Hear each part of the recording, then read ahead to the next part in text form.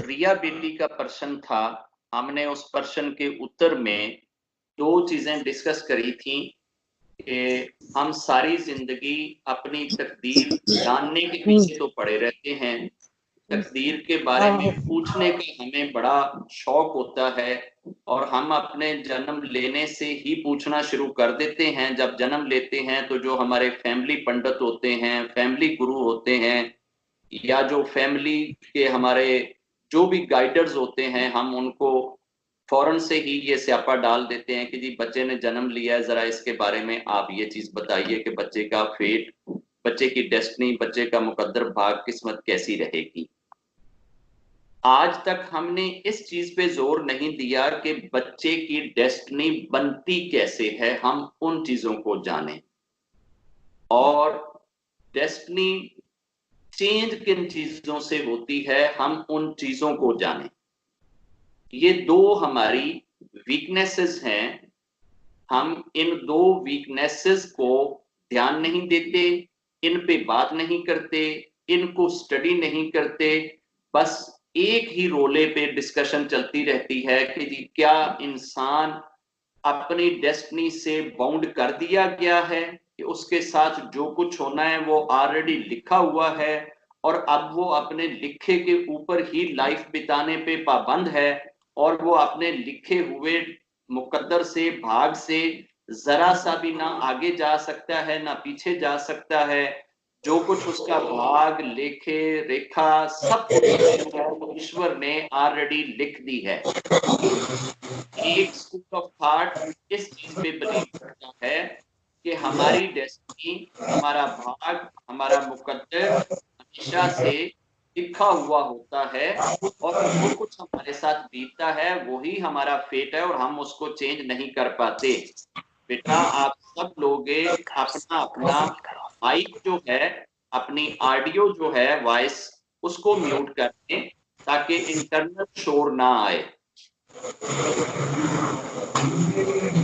जब चलता है आपके सर पे और अगर आपका वो म्यूट ना हुआ हुआ स्पीकर, तो फिर आपकी वॉइस पंखे सबके तक पहुंचती है।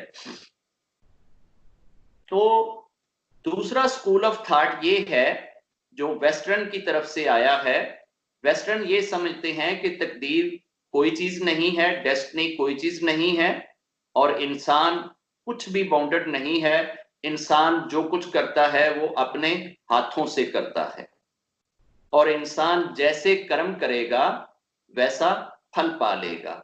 अगर कोई शख्स कर्म नहीं करता तो वो फल ही नहीं पाएगा।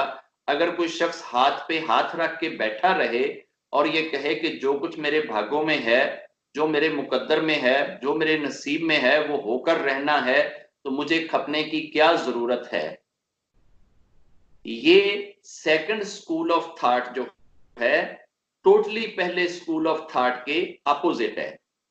मेरा मानना ये है कि अगर आप डेस्टिनी को अंडरस्टैंड करना चाहते हैं कि डेस्टिनी क्या है, either it is pre defined और यू कैन चेंज।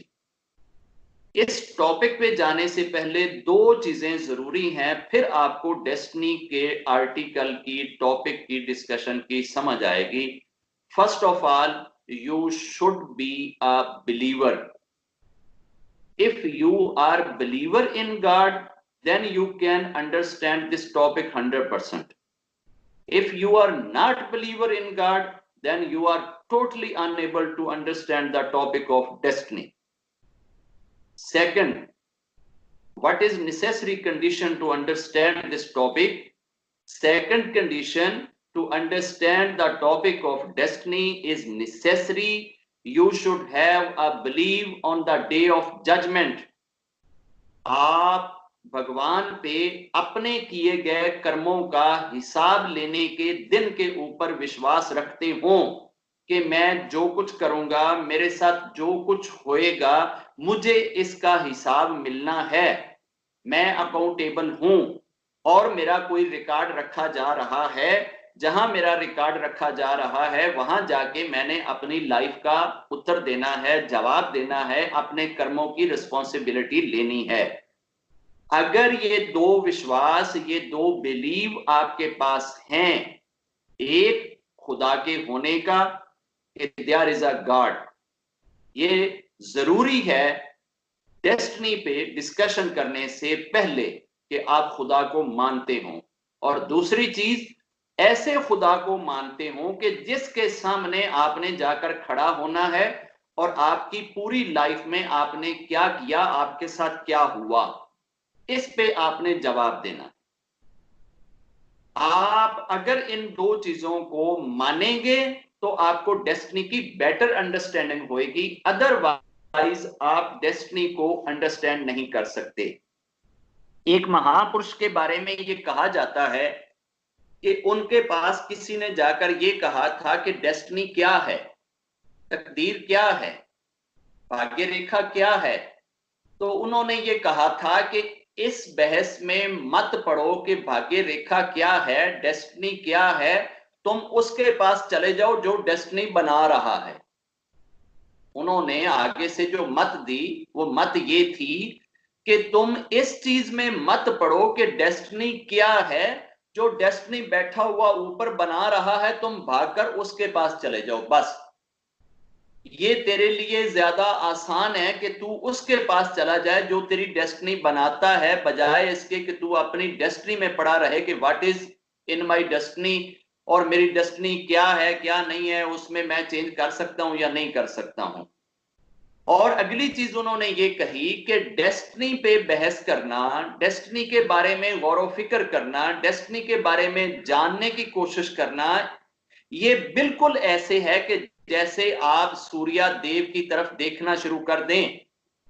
जब आप सूर्या देव की तरफ देखना शुरू करेंगे, सूर्या देव का कुछ भी नहीं बिगड़ेगा, मगर आपकी आंखें जाया हो जाएंगी, आपकी आईसाइट चली जाएगी।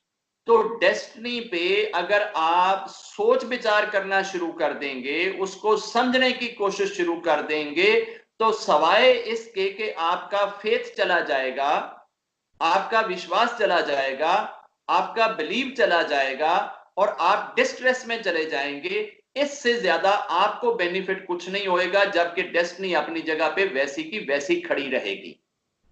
तो मेरी दूसरी सजेशन डेस्टिनी पे बात करने से पहले ये है कि जैसे उन्होंने एडवाइस किया था कि हमें डेस्टिनी पे गौर फिक्र करने से पहले भागकर उसके पास चले जाना चाहिए जो डेस्टिनी मेकर है, यानी कि रब के पास। तो वो चीज हमने ऑलरेडी फर्स्ट कंडीशन में की है कि डेस्टिनी को अंडरस्टैंड करने के लिए फर्स्ट कंडीशन जरूरी है कि आपका रब पे बिलीव हो। अगर रब पे ही बिलीव नहीं है तो there is no aim to discuss the destiny. अगली चीज, डेस्टिनी के बारे में एक और बंदे ने जब एक और महापुरुष से जाकर पूछा कि डेस्टिनी क्या है, तो उन्होंने पूछने वाले से ये कहा कि भैया तुम एक पांव उठाओ। तो उसने अपना एक पांव उठा लिया। अब उन्होंने कहा कि भैया तुम दूसरा पांव उठाओ। तो उसने कहा जी मैं एक ही उठा सकता हूं, दूसरा नहीं उठा सकता। तो उन्होंने कहा कि ये जो एक पांव आपने उठाया है ये आपका चॉइस है, ये आपकी अथॉरिटी है जो आपने यूज कर ली, और ये जो दूसरा पांव तुम नहीं उठा सकते, जब कभी दोनों पांव उठ जाएं तो समझ लें कि डेस्टिनी बीच में इंटर हो गई है, मुकद्दर शुरू हो गया है। तो एक पांव का उठाना ये इंसान के बस में, इसको तदबीर कह दिया गया, इसको इख्तियार कह दिया गया, इसको चॉइस कह दिया गया, और दोनों पांव का उठ जाने का मतलब है कि तकदीर शुरू हो गई और तकदीर ने इंटरफेयर करना शुरू कर दिया। अब तकदीर को अंडरस्टैंड करने से पहले ये जो दो महापुरुषों की हमने लेसनिंग स्टडी करी है, एक ने ये बात कही कि भैया तकदीर पे जितना बहस करते चले जाओगे तुम सवाए अपने फेथ के, अपनी आई साइट के जाया करने के, और तुम्हें इसमें से कुछ नहीं मिलेगा। दूसरे ने हमें थोड़ी सी एक्सप्लेनेशन यूं करके दे दी कि भैया एक पांव का उठाना तेरे बस में है, और अगर तेरी दोनों टांगे उठ जाएं, इतनी तेज आंधी आए और वो तुझे उठा ले जमीन से, एक तो आप उठाते हैं, और जब कभी दोनों हवा में हो तो समझ लेना कि ये तेरी तकदीर है, ये तेरा मुकद्दर है, ये तेरा भाग है, या ज्योतिष नसीब है। कल जो हमने डिस्कशन करी थी कि जिसमें एक नारी अपनी तकदीर को पूछने गई, और जिनके पास पूछने गई उन्होंने तकदीर बता भी दी कि आपकी तकदीर में ये है।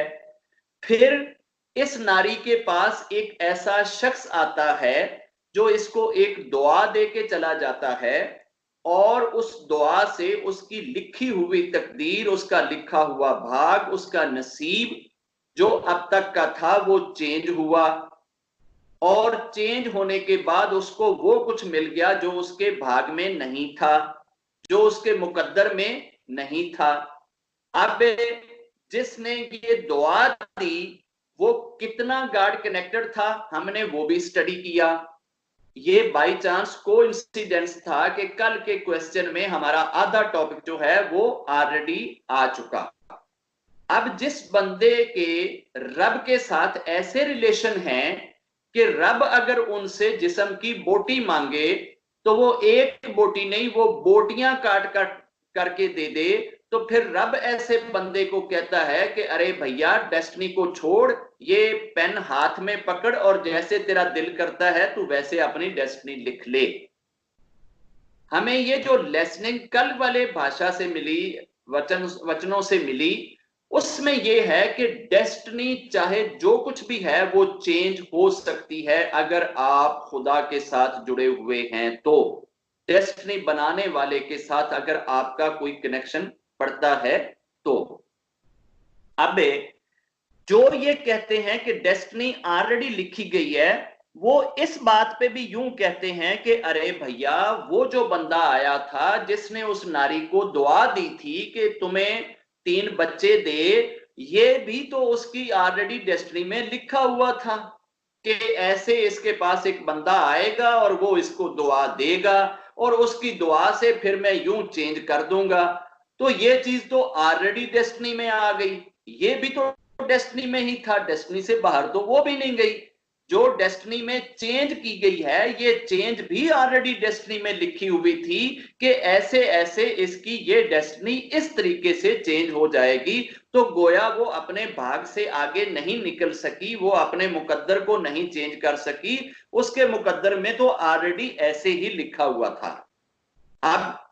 अब हम आते हैं कि क्या वाकई डेस्टिनी ऑलरेडी लिखी गई है और हम उस लिखी हुई डेस्टिनी के ऊपर चल रहे हैं और हम उसको चेंज नहीं कर सकते, और अगर कहीं कोई चेंज हो भी रही है, हमारे एफर्ट से भी अगर चेंज हो रही है, हमारी दुआओं से भी अगर चेंज हो रही है, तो ये चीज भी ऑलरेडी लिखी हुई है कि ये बंदा इस चीज को पाने के लिए इतनी एफर्ट करेगा, इतना खपेगा, और फिर भी जब ये नहीं पा सकेगा तो फिर इसको फला बंदे की दुआ मिल जाएगी और फिर उसकी दुआ से इसकी ये चीज चेंज हो जाएगी। क्या वाकई ऐसे ही लिखा हुआ है?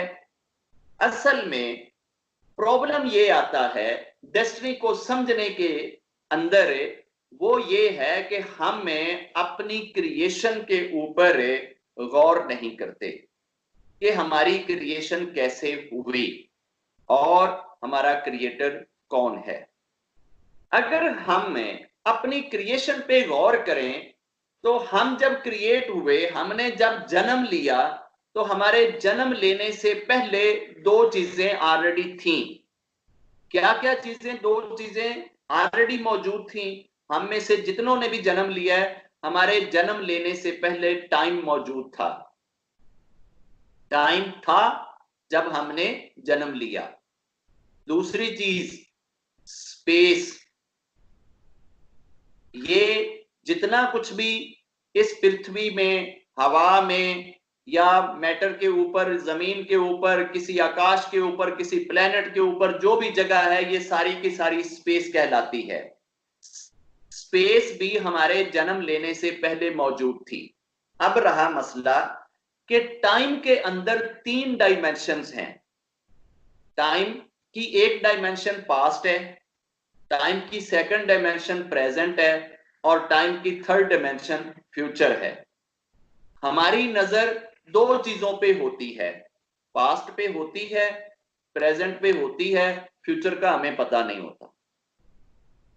अब जो इसका क्रिएटर है, जिसने टाइम को क्रिएट किया है, उसकी नजर जो है वो तीनों चीजों में इक्वल है। जैसे हमें हमारे पास्ट का पता है, हमें अपने इस प्रेजेंट का पता है, हमें अपने फ्यूचर का नहीं पता। जिसने टाइम को क्रिएट किया है वो गॉड, वो भगवान, वो रब, वो अल्लाह, वो जो भी आपने उसको नाम देना है, जो सत्या पे बैठा है, सुप्रीम कमांडर है, वो ईश्वर फ्यूचर में भी वैसे देख रहा है, प्रेजेंट में भी वैसे देख रहा है, पास्ट में भी वैसे देख रहा है। उसने जब टाइम को क्रिएट किया था तो उसने टाइम को पास्ट और प्रेजेंट में क्रिएट नहीं किया, उसने तो फ्यूचर भी क्रिएट कर लिया है। फ्यूचर ऑलरेडी क्रिएटेड है और वो फ्यूचर में बराबर देख रहा है। अब हमारे बारे में ऑलरेडी वो फ्यूचर जानता है, तो इसका मतलब ये हुआ कि विनोद आज 2020 में है, तो विनोद 2040 में है या नहीं, और किसी को पता हो या ना हो, रब को पता है। विनोद 2060 में है या नहीं है, और कोई जाने या न जाने, रब जानता है। विनोद 2080 तक जाएगा, बातें लोगों से करेगा या नहीं करेगा, ये चीज रब जानता है, विनोद नहीं जानता। तो जो फ्यूचर में ऐसे देख रहा है जैसे 2000 में हम सब देख रहे हैं कि जिनकी एज 2000 से लंबी है, मुझे पता है कि मैं सन 2000 में था। अगर मैं 2000 को देख सकता हूं, जान सकता हूं, तो रब भविष्य को भी जान सकता है। तो रब ने ईच एंड एवरीथिंग एक ही टाइम में इकट्ठी सबकी लिख दी है। आपकी फर्स्ट ब्रीथ से लेकर आपकी लास्ट ब्रीथ तक, पहले सांस से लेकर आखिरी सांस तक, आपके साथ जो कुछ होना है वो ऑलरेडी लिखा हुआ है। कोई एक सांस, एक सुई की नोक जितनी चीज भी ऐसी नहीं है जो रब ने ऑलरेडी लिख के रख ना दी हो कि ये यूं होना है। आप अब उस लिखे हुई तकदीर के ऊपर, उस डेस्टिनी के ऊपर आप चल रहे हैं। ये सब कुछ ऑलरेडी लिखकर बुक में रख दिया गया है। अब हमें इस चीज को इंटरप्रेट कैसे करें कि यार ये अगर सारा कुछ लिख के रख दिया गया है तो फिर तो हम फंस गए, फिर तो बहुत बड़ा स्यापा है, हमारे हाथ में तो कख भी नहीं रहा कि सारा कुछ ही ईश्वर ने पहले से लिख के रख दिया है। फिर हमें किस चीज पे पूछता है? फिर तो हमारे अंदर ये चीज भी आ जाएगी कि यार ये फिर रब ने हमारा हिसाब किताब क्यों लेना है, जब सारा कुछ तो उसने लिखा हुआ है कि मैंने क्या करना है, मैंने मंदिर में जाना है नहीं जाना है, मैंने कोई जप करना है नहीं करना है, कोई नेकी करनी है नहीं करनी, कोई पाठ करना है नहीं करना है, कोई दान देना है नहीं देना है, भलाई करनी है या नहीं करनी। जब everything is already written in that book, तो फिर रब मेरे से पूछता क्यों है कि जी विनोद इधर जरा आके जवाब देना, तो किन्ने पाप करके आए हैं, किन्ने नेकियां करके आए, नेकियां भी लिखियां हो जाने, पाप भी लिखे हुए ने, तो फिर मेरा हिसाब क्यों है? अब हम आते हैं इस चीज की तरफ कि अगर ऐसा है, हम बाउंडेड हैं और हमारी डेस्टिनी ऑलरेडी प्री डिफाइंड है, लिखी हुई है, तो फिर रब हमसे पूछता क्यों है और हम इतने मजबूर फिर कैसे हो गए? ऐसा नहीं है। हम उस चीज के ऊपर बाउंड नहीं है और हम मजबूर भी नहीं है, हम आजाद भी नहीं है। तो फिर हम क्या हैं? जब हम अपनी मर्जी से भी कुछ नहीं कर सकते, अपनी मर्जी से अपना भाग चेंज नहीं कर सकते, अपना मुकद्दर चेंज नहीं कर सकते, तो फिर ये क्यों कहा जाता है कि दिन रात एफर्ट करो? और जो ये लोग कहते हैं कि आप अपना भाग चेंज नहीं कर सकते, वो ये भी दलील देते हैं कि जनाब तुसी देख लिया है कि कोरोना आया है, जेडे मरीज ਅੱਜ ਤੋਂ ਪਹਿਲੇ ਤੇ ਹਮੇਸ਼ਾ ਇਹ ਸੁਣਿਆ ਕਿ ਮਰੀਜ਼ ਜਾਂਦੇ ਨੇ ਤੇ ਹਸਪਤਾਲਾਂ 'ਚ ਮਰੀਜ਼ ਮਰਦੇ ਨੇ। ਇਹ ਕਰੋਨਾ ਨੇ ਆ ਕੇ ਇਹ ਵੀ ਬਲੀਵ ਉਲਟਾ ਕਰ ਛੱਡਿਆ ਹੈ ਕਿ ਹਸਪਤਾਲਾਂ 'ਚ ਮਰੀਜ਼ ਜਾਂਦੇ ਨੇ, ਉਹ 14 ਕੁ ਦਿਨ ਉੱਥੇ ਖਾ ਪੀ ਕੇ ਤੇ ਵਾਪਸ ਆ ਜਾਂਦੇ ਨੇ, ਉਹ ਠੀਕ ਹੋ ਰਹੇ ਨੇ, ਤੇ ਜਿਹੜੇ ਵਿਚਾਰੇ ਮਰੀਜ਼ਾਂ ਨੂੰ ਬਚਾਉਣ ਵਾਲੇ ਨੇ ਉਹ ਅੱਗੇ ਟੁਰੇ ਜਾ ਰਹੇ ਨੇ। डॉक्टर मरी जा रहे हैं, मरीज बची जा रहे हैं। तो डॉक्टर का काम मरीज को बचाना है और वो मरीज को नहीं बचा पा रहा बल्कि खुद ग्रह हो रहा है, और मरीज जो उसके रहमो करम पे है वो बचकर वापस आ रहा है। तो इसका मतलब है ये चीज ऑलरेडी लिखी हुई है कि मरीज जाएगा, मर्ज में मुब्तला होएगा, कोरोना इफेक्टेड होएगा, मगर वो वहां से बच के आ जाएगा और डॉक्टर कोरोना का इलाज करेगा और इलाज करते करते खुद इफेक्ट होएगा और खुद ही कड़े हो जाएगा। अगर ये सारा कुछ लिखा है तो फिर रब हिसाब क्यों लेता है? हमें रब के ऊपर पूरा बिलीव नहीं रखते, रब पे विश्वास नहीं रखते। रब पे विश्वास का क्या मतलब है कि हम रब पे कैसे विश्वास नहीं रखते? अगर हमें कोई ये कह दे कि अरे भैया सारा कुछ लिखा हुआ है और तुम इस चीज को मान लो, हमने कहा अच्छा ठीक है कि जी सारा कुछ लिखा हुआ है और हमने इसको मान लिया। हम में से कोई भी बंदा उठे और दूसरे के मुंह के ऊपर मारना शुरू कर दे, और जब वो उसको थप्पड़ मारे साथ साथ ये बोलता जाए कि ये ऑलरेडी लिखा हुआ है, ये तेरी तकदीर में है, तो अब इसको अच्छी तरह से झीलते चले जाना। आप उसका मुंह सुझा दें और वो आगे से जब कुछ करने लगे तो आप उसे कहें अरे भैया तू रब को नहीं मानता, तकदीर को नहीं मानता, तेरी तकदीर में ये लिखा हुआ है कि तेरे मुंह के ऊपर थप्पड़ पड़ने, तो खाता चला जाए ना। अगर तो वो थोड़ा सा विजडम रखता हो, अकल रखता हो, तो जितने जोर से हमने मारा है न्यूटन के लॉ को वो समझते हुए अगर उसी जोर से हमारे बूथे पे ठोकना शुरू कर दे, ताबड़ताड़ मारना शुरू कर दे और थोड़ी सी जरा स्पीड तेज कर ले, जब तक हम 3 थप्पड़ लगाएं तब तक वो 4 लगा दे, तो हमें फौरन समझ आ जाएगी कि बाजी तकदीर लिखी हुई है या हाले ऐसी लिखनी है। तो फिर हम फौरन उस चीज को मान लेंगे कि उस बंदे ने जो थप्पड़ मार के ये सहारा लिया कि यार ये तेरी तकदीर भाई लिखी हुई है तो तू इसको खाता चला जा। तो हमने जब उसको मारा तो उसने आगे से बां बां किया, तो हमने कहा कि अरे भैया ये भी तेरी तकदीर में लिखा हुआ था कि तुझे जवाबन पड़ेंगे। तो जब उसको जवाबन पढ़ने का डर होएगा तो वो कभी इस चीज को मिस यूज नहीं करेगा कि बाजी तुम्हारी तकदीर लिखी हुई है, उन्हें फौरन आदि भी लिखी हुई याद आ जाएगी। अब खुदा हिसाब बंदे का क्यों लेता है? खुदा इसी वजह से ही बंदे का हिसाब लेता है कि खुदा ने बंदे को चॉइस दिया है, और चॉइस दिया है इस स्पेस के अंदर। अब स्पेस में उसने हमें छोड़ा है बिल्कुल उस इक्वेरियम की तरह जिस इक्वेरियम के अंदर हम मछली छोड़ देते हैं, और मछली को छोड़ने के बाद हमें पता होता है, हम अपने ऑफिस में चले जाते हैं, स्कूल चले जाते हैं, कॉलेज चले जाते हैं, हमें पता है कि मछली इक्वेरियम से बाहर नहीं निकल सकती, जो मर्जी कर ले, जिन्नी मर्जी ताकत वाली होवे, जिन्ने मर्जी वेपन यूज कर लवे, जितने मर्जी पर मार लवे, ਇਹਦੇ ਪਰਾਂ ਦੀ ਵੀ ਸਾਨੂੰ ਤਾਕਤ ਦਾ ਪਤਾ ਹੈ, ਇਹਦੇ ਭੱਜਣ ਦਾ ਵੀ ਪਤਾ ਹੈ, ਇਹਦੇ ਸਾਰੇ ਜ਼ੋਰ ਦਾ ਵੀ ਆਈਡੀਆ ਹੈ, ਇਹ ਕਦੀ ਵੀ ਮੇਰੇ ਇਕਵੇਰੀਅਮ ਤੋਂ ਬਾਹਰ नहीं आ सकती। वो रब इतना पावरफुल है, इतना पावरफुल है, इतना शक्तियों वाला है कि इक्वेरियम में पड़ी हुई मछली से करोड़ों गुना बड़ा इक्वेरियम उसने हमारे लिए बनाया है। मछली तो शायद 100,000 दफा पर मार के मैं भी इक्वेरियम को तोड़ दे, हमसे तो वो भी नहीं टूटेगा जिस इक्वेरियम में हम तैर रहे हैं। अब रब जिस इक्वेरियम में हमें छोड़ता है, हम भी मछली को उस इक्वेरियम में आजाद छोड़ते हैं, और उसकी आजादी होती इक्वेरियम के अंदर अंदर ही है। ऐसे ही हमारी आजादी भी इक्वेरियम के अंदर अंदर है। हम इक्वेरियम में पड़ी हुई मछली को खुद जाके ऐसे उंगली नहीं मार रहे, हम इक्वेरियम में पड़ी हुई मछली के लिए फूड का अरेंज किसी सुराख से कर देते हैं और वो फूड फैल जाती है उस इक्वेरियम में। अब मछली पे डिपेंड है कि वो अपनी फूड को ढूंढती कैसे है। अब ढूंढने का काम मछली खुद करती है, भोजन डालने का काम हम करते हैं।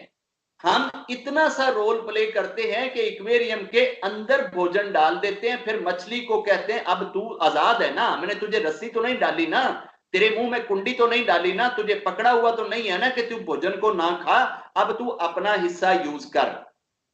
अब जब वो मछली अपने हिस्से का काम कर लेती है तो कुछ हिस्सा हमने जो किया है दोनों को मिला दें तो एक तकदीर बनती है। अब रब ने तकदीर लिखी कैसे? जैसे कोई एक क्लास का इंस्ट्रक्टर साल भर अगर एक बच्चे को पढ़ाता है, एक क्लास को पढ़ाता है, साल भर 365 दिन बच्चे उसके सामने रहते हैं, उसकी क्लास में 20 बच्चे हैं और 20 के 20 बच्चों को वो 24 आवर एक ही सारा है जो सारे सब्जेक्ट पढ़ा रहा है। उसको पता है मैंने ही मैथ पढ़ाई है, मैंने ही इनको फिजिक्स पढ़ाई है, मैंने ही इनको केमिस्ट्री पढ़ाई है, मैंने ही इनको हिंदी पढ़ाई है, मैंने ही इनको पंजाबी और फिलोसफी और कंप्यूटर और ये सारी चीजें पढ़ा दी हैं, सोशल स्टडी जो कुछ भी है। अब ये बच्चे जो 365 दिन से इस टीचर के साथ फेमिलियर हो चुके हैं, ये टीचर एक एक बच्चे की कैपेबिलिटीज को जानता है और जो कुछ उसने उनको पढ़ाया है वो भी जानता है, बच्चे ने कितना सीखा है वो भी जानता है।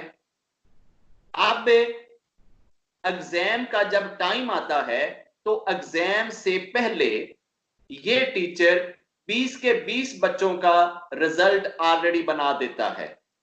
इसने बाहर जाना है, किसी दूसरे देश में जाना है और ये एस्टिमेटेड रिजल्ट एक बना देता है कि जी फलां बच्चा क्लास को टॉप करेगा, सेकंड बच्चा सेकंड आएगा, ये वाला बच्चा थर्ड आएगा, ये वाला बच्चा फोर्थ आएगा, ये वाला बच्चा फिफ्थ आएगा और सब तू थले ए बाबा विनोद खड़ा होएगा, 20वें नंबर पे ए आएगा। अब ये रिजल्ट बना के वो टीचर हेडमास्टर को देकर चला जाता है। हेडमास्टर इससे ये रिजल्ट क्यों बनवा रहा है? हेडमास्टर इससे ये रिजल्ट इसलिए बनवा रहा है कि तूने बाहर चले जाना है तो पीछे से एग्जाम किसी और टीचर ने लेना है। मुझे ये डाउट है कि कहीं वो टीचर जो है उसके अंदर कोई 2 नंबरी ना कर दे, किसी स्टूडेंट को आगे पीछे ना कर दे। तेरा लिखा हुआ अंदाजा अगर मेरे पास पड़ा होगा तो मुझे थोड़ा सा यकीन हो जाएगा कि उसने एग्जाम फेयर लिया है और रिजल्ट फेयर बनाया है। अगर आपने एक बच्चे को 15वें ग्रेड पे लिखा है कि 15 नंबर पे ये आएगा और ये बच्चा 16 नंबर पे आएगा, अगर 16 वाला 15 पे आ गया, 15 वाला 16 पे आ गया तो मुझे कोई इतनी चिंता नहीं होएगी। लेकिन अगर तूने एक बंदे को लिखा कि 20वें नंबर पे सबसे लास्ट कम नंबर लेने वाला बाबा विनोद होएगा और अगर उसने उसको टॉप पे खड़ा कर दिया तो मुझे डाउट पड़ जाएगा कि यार रिजल्ट में 2 नंबरी होगी है। तो तेरा जो एक असेसमेंट है, तेरी जो जजमेंट है, वो मैं सामने रख के रिजल्ट जो क्लास का बन के आएगा फिर मैं उसको देखूंगा कि रिजल्ट कितना फेयर है। अगर ये टीचर रिजल्ट बना के दे के लिस्ट 20 बंदों की चला गया, पीछे एक दूसरे टीचर को ये रिस्पॉन्सिबिलिटी मिली और उसने 20 बंदों का रिजल्ट बनाया और 20 बंदों का रिजल्ट बना के जाके हेडमास्टर को दे देता है, उसको ये नहीं पता कि क्लास का टीचर तो ऑलरेडी रिजल्ट बना के हेडमास्टर को दे चुका है। अब हेडमास्टर दोनों रिजल्ट सामने रखता है और वो देखता है कि जिस बंदे को टीचर ने कहा था कि ये टॉप करेगा उसी ने टॉप किया है, जिसको उसने कहा था ये सेकंड आएगा वही सेकंड है, जिसको टीचर ने लिखा था कि वो थर्ड आएगा वही थर्ड है और जिसको उसने लिखा था ये फोर्थ पे है, अप टू 20 सेम रिजल्ट आ गया है। तो अब ये बनाएं कि जिस टीचर ने ये रिजल्ट ऑलरेडी लिखा था क्या उसने स्टूडेंट्स को बाउंड कर दिया था कि तुम ऐसे हो जाओ? क्या उसने उस 20वें नंबर पे आने वाले को रिजल्ट बना के क्या उसने बाउंड कर दिया था कि तुम 20वें नंबर पे आना? उसने कोई बाउंड नहीं किया। उसने 20वें नंबर पे आने वाले बंदे के ऊपर कोई ज्यादती नहीं की। अगर ये 20वें नंबर पे आने वाला स्टूडेंट जाकर ये रोला डाले कि जनाब मेरा टीचर ते मैनू पहले ही 20वें नंबर ते लिख के आ गया सी कि जी ये 20वें नंबर ते आएगा, हाले मेरा एग्जाम ही नहीं होया सी, उन्हें पहले ही लिख दिता सी कि इन्हें 20वें नंबर ते आना है, ते जिन्हें टॉप किया है उन्होंने तो पहले ही लिख के चले गया सी कि जनाब उन्हें टॉप करना है, ते देखा ना उन्हें सानू बाउंड कर दिता सी। जिन्होंने लिखा सी टॉप करेगा उन्हें टॉप किया, जिन्होंने लिखा सी 20वें नंबर ते आएगा मैं 20वें नंबर ते आया, सानू ते उन्हें तकदीर लिख के ते बन दिता सी। इसे वास्ते मैं बच गया सा तो मैं 20वें नंबर ते आया, वरना मैं ते कोई दूसरे तीसरे नंबर ते आ जाना सी। जिस टीचर ने पहले से रिजल्ट तैयार किया था, एग्जाम लेने से पहले रिजल्ट तैयार किया था, उसको एग्जाम लेने की जरूरत इसलिए नहीं पड़ी कि उसने 365 दिन उन बच्चों को खुद पढ़ाया है और उसकी असेसमेंट उन बच्चों की कैपेबिलिटीज को और बच्चों की सीख को और जो कुछ उसने सिखाया है उसको देख के एक राय बन चुकी थी। अब हमारी क्रिएशन जिस चीज से हुई, जिस सेल से हुई, उस सेल के अंदर जितनी कैपेबिलिटीज हैं वो सारी की सारी कैपेबिलिटीज रब जानता है। जब हम सिंगल सेल हैं, उस सेल के गिर्द जितना थिएटर, यानी कि जैसे उस टीचर ने उनको क्लास में माहौल दिया, वो थिएटर जो कुछ उस सेल ने बड़े होके इंसान बन के अपने गिर्द देखना है, उस माहौल का भी रब को ऑलरेडी पता है।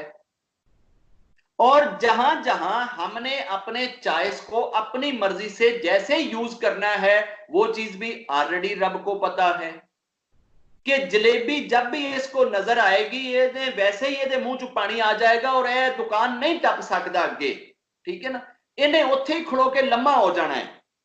अगर एक बाप के 3 बेटे हों और उन तीनों को वो बार बार उंगली लगा के किसी बाजार से गुजरता है, तो उसको महीने 2 के बाद अपने तीनों बच्चों का पता लग जाता है कि मैं जदों भी कदी अनिल नूं नाल लेके गया, यह जलेबी वाली दुकान तो अगे नहीं टपदा, ये उत्थे मैनू विजिट कर दिंदा है, जमीन ते लेट जांदा है, कहंदा पापा जलेबी लै दे जान छुटेगी, मैं जदों जलेबी लैके देना तो जान छुटदी, अदरवाइज जान नहीं छुटदी।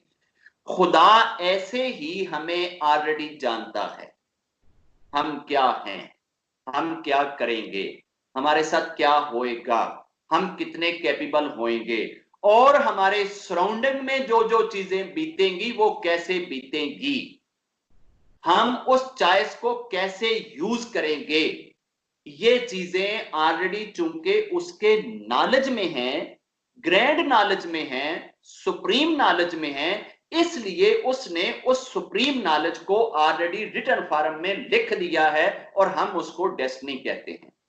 अब एक बंदे की छोटी सी कथा आप और अंडरस्टैंड करेंगे तो फिर हमें अगली समझ आ जाएगी कि जब ऑलरेडी लिखी हुई है डेस्टिनी, तो फिर हमें कुछ करना चाहिए या आराम से बैठ जाना चाहिए।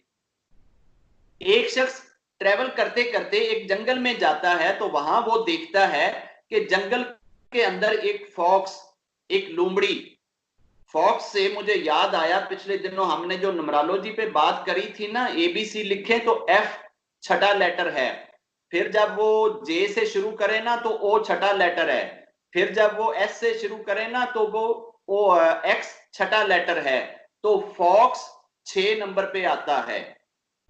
फॉक्स एफ भी छठा, ओ भी छठा, एक्स भी छठा। ये फॉक्स से लोग 6 नंबर को फॉक्स समझते हैं कि यार ये लोग फॉक्स की तरह चालाक होते हैं, इन्हें अपने भविष्य का भी पता होता है और ये अपने भविष्य के बारे में बड़ी फिक्र करते हैं, जिनका नंबर 6 होता है। चले ये टॉपिक यहीं पे क्लोज करते हैं। अब हम आते हैं कि बंदे की नजर पड़ गई फॉक्स पे, उसकी चारों टांगे कटी हुई थी और फॉक्स आराम से अच्छी खासी खाती पीती दिखाई दे रही है, बड़ी मोटी ताजी है, निरा धड़का धड़ लेकिन हेल्दी है, उसको कोरोना नहीं हुआ था। तो वो बंदा देख के बड़ा हैरान होता है कि यार ये समझ नहीं आती कि चारों पांव इसके कटे हुए हैं, हिलने जुलने जोगी ये है नहीं, कर ये कुछ शक्ति नहीं है, तो फिर ये हेल्दी कैसे है, मोटी ताजी कैसे है, खाती पीती कहां से है। हमारे गिर्द लाइफ में जितना भी स्यापा है ये सारा खाने पीने का है, हमारी जितनी भी टेंशनें हैं ये सब की सब खाने पीने की हैं कि हम खाएं पिए कहां से, दिन रात हमें यही फिक्र खाए जा रही है। अब वो लोमड़ी के बारे में जानने के लिए एक दरख्त के ऊपर चढ़ के बैठ जाता है और देखता है कि मैं देखूं कि इसको भोजन कहां से आता है, रिज़्क कहां से आता है, खुदा इसको कहां से रिज़्क पहुंचाता है। वो हैरान रह जाता है कि 4 घंटे के बाद एक लायन आता है और उसने एक हिरन पकड़ा हुआ है और हिरन उसने बिल्कुल लोमड़ी के पास बैठ के आके खाया है और जो उसने हिरन खाना था खा लिया, बाकी जो हिरन बचा या जितना उसका मांस बचा वो उसने लोमड़ी के आगे फेंका और चला गया। लोमड़ी ने वो बचा खचा मांस जो है वो आराम से रिड़ खुड़ के खा लिया और उसके बाद लोमड़ी आराम से बैठ गई।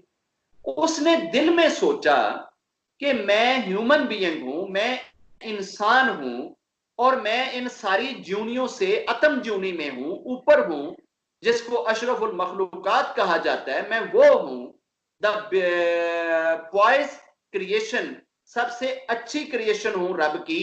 तो रब अगर लोमड़ी को दे रहा है, बैठे बैठाए दे रहा है, तो मुझे क्यों नहीं देता, मुझे भी रब दे। अब वो ये बात सोच के एक दरिया के किनारे आके लेट जाता है और इस जिद में है कि लोमड़ी को खिलाता है, मुझे भी खिला। एक दिन गुजर गया, 2 दिन गुजर गए, 3 दिन गुजर गया। मुझे लगता है कि ये पंजाब से आया था, इसलिए 3 दिन निकाल गया और जिद का पक्का था। अब तीसरे दिन क्या देखता है कि एक वाटरमेलन, एक तरबूज जो है वो पानी में तैरता हुआ आ रहा है, और वाटरमेलन को देख के इसके दिल के अंदर बड़े जनाब वो उबाल आने लग गए कि यार उठो, भागो, जाकर वाटरमेलन पकड़ लो, कहीं आगे ना चला जाए, कहीं ये ना हो कि ये एक उम्मीद जो 3 दिन के बाद आई है ये भी आगे निकल जाए। मगर जिद का पक्का नहीं, लोमड़ी ਨੂੰ ਖਵਾਇਆ है ना तो मैनू भी खिलाए ना, ਉਹਨੂੰ भी तो बैठिया दिता, सुनो मैनू भी बैठिया दे ना। अब वो किनारे के ऊपर लंबा पड़ा हुआ है, वाटरमेलन की तरफ देख देख के मुंह में पानी आया जा रहा है, पेट में चूहे दौड़े जा रहे हैं, मगर जिद का पक्का है। ईश्वर ने उस वाटरमेलन को दरिया की पानी की लहरों के साथ, दरिया के किनारे के साथ टकराया, उसकी काशें बनाई, उसका गुद्दा सेपरेट किया, और एक लहर ने गुद्दे को उछाला, गुद्दा उछल के वापस आके उसके एन एग्जैक्ट मुंह के ऊपर गिरा, और उसने मुंह खोला, गुद्दा मुंह में गया और उसने खाया। थोड़ा सा गुद्दा दाएं बाएं गया ना, तो उसने उस दाएं बाएं जाने वाले गुद्दे को ना हाथ से मुंह में डालने की जब कोशिश करी ना, लोमड़ी के तो हाथ पांव नहीं थे ना, इसके तो हाथ थे ना। पहले तो हाथ चला नहीं रहा था, अब जब आ गया है भोजन तो अब हाथ चला रहा है कि हाथ से मुंह में डालूं। तो जो ही हाथ लगाने की कोशिश करी है ना, तो फौरन सारा कुछ गायब हो गया, वो वाटरमेलन भी गायब और वो गुद्दा भी गायब। और उस वक्त आकाशवाणी आई, ईश्वर की तरफ से एक आवाज आई उसको कि मेरे बंदे, मुझे ये बता कि तूने एक ही वक्त में 2 चीजें देखी, एक तूने लोमड़ी देखी, एक तूने लायन देखा। लोमड़ी की 4 टांगे मैंने ले ली थी, लायन को 4 टांगे मैंने दी थी। भोजन दोनों का मेरे ऊपर है, दोनों की डेस्टिनी मैं बना रहा हूं। लायन की डेस्टिनी भी मैं बनाता हूं कि उसको हिरण मिलेगा या नहीं मिलेगा, कहां भागना पड़ेगा, कितना भागना पड़ेगा, कौन सा हिरण काबू आएगा, किस हिरण को ये खाएगा, ये सारी चीजें भी मेरे इख्तियार में हैं। लोमड़ी को भी रिज़्क मैंने पहुंचाना है, कि कब पहुंचाना है, कैसे पहुंचाना है, रिज़्क उसका भी मेरे जिम्मे है, लाइन का भी रिज़्क मेरे जिम्मे है। तूने 2 चीजें देखी, एक के 4 हाथ पांव मैंने ले लिए थे और दूसरे को 4 हाथ पांव मैंने दे दिए थे। एक खाने वाली थी, एक खिलाने वाला था। तूने खाने वाली भी देखी, खिलाने वाला भी देखा, मगर तूने लोमड़ी बनना क्यों पसंद किया कि अगर लोमड़ी को बिना हाथ हिलाए पांव हिलाए मिलता है तो मुझे भी बगैर हाथ पांव हिलाए मिले। तू लोमड़ी बन के तो दरिया के किनारे बैठ गया, तू लायन तो ना बना। तू लायन बनता ना, जैसे लायन भाग दौड़ के इस पृथ्वी के ऊपर अपने हिस्से का रिज़्क तलाश करता है, फिर वो इतना रिज़्क तलाश कर लेता है कि उस रिज़्क से अपना भी पेट पाल लेता है, और अपने अलावा अगर कोई लोमड़ी बैठी हो तो वो उसके आगे भी फेंक देता है, किसी और भूखे प्यासे को भी दे देता है। तो तू भी ऐसा लायन बनता ना कि पृथ्वी के ऊपर भागता, घूमता, कोशिश करता, एफर्ट करता, और अपनी एफर्ट से तू रिज़्क तलाश करता। रिज़्क तो तुझे मैंने ही देना था, तेरी एफर्ट की वजह से तुझे मैं तेरे से भी ज्यादा देता, जितना तेरे हिस्से का था उससे भी ज्यादा देता, और उसके अंदर मैं दूसरे बहुत सारे लोगों के पालने का बहाना बना देता। तू उसी रिज़्क से अपनी मां को पालता, बाप को पालता, नाने को पालता, नानी को पालता, घर के बच्चों को पालता, पत्नी को पालता, मेहमानों को पालता, तू इतने लोगों को पालता, तू लायन बनता ना। मुझे लायन और लोमड़ी दोनों की जजमेंट मैं कर रहा हूं, दोनों की डेस्टिनी मैं बना रहा हूं, मगर मुझे इस पल लायन की लाइफ ज्यादा पसंद है। मुझे ज्यादा अच्छी लग रही है कि वो कुछ ना कुछ मेरे हिस्से का काम कर रहा है। ये मेरे हिस्से में था कि मैं लोमड़ी तक पहुंचाऊं, मगर लायन को मैंने जरिया बनाया और वो जरिया बन रहा है। मैंने उसको मीडियम बनाया और वो मीडियम बन रहा है। तो रब को हाथ हिलाना पसंद है, डेस्टिनी बनाना पसंद है। डेस्टिनी के बारे में सोचकर लोमड़ी की तरह हाथ पांव बांधकर बैठ जाना पसंद नहीं है। अब डेस्टिनी बनती कैसे है? इंसान की डेस्टिनी उस दिन से शुरू होती है जिस दिन वो अपने माता पिता के पास पहुंचता है।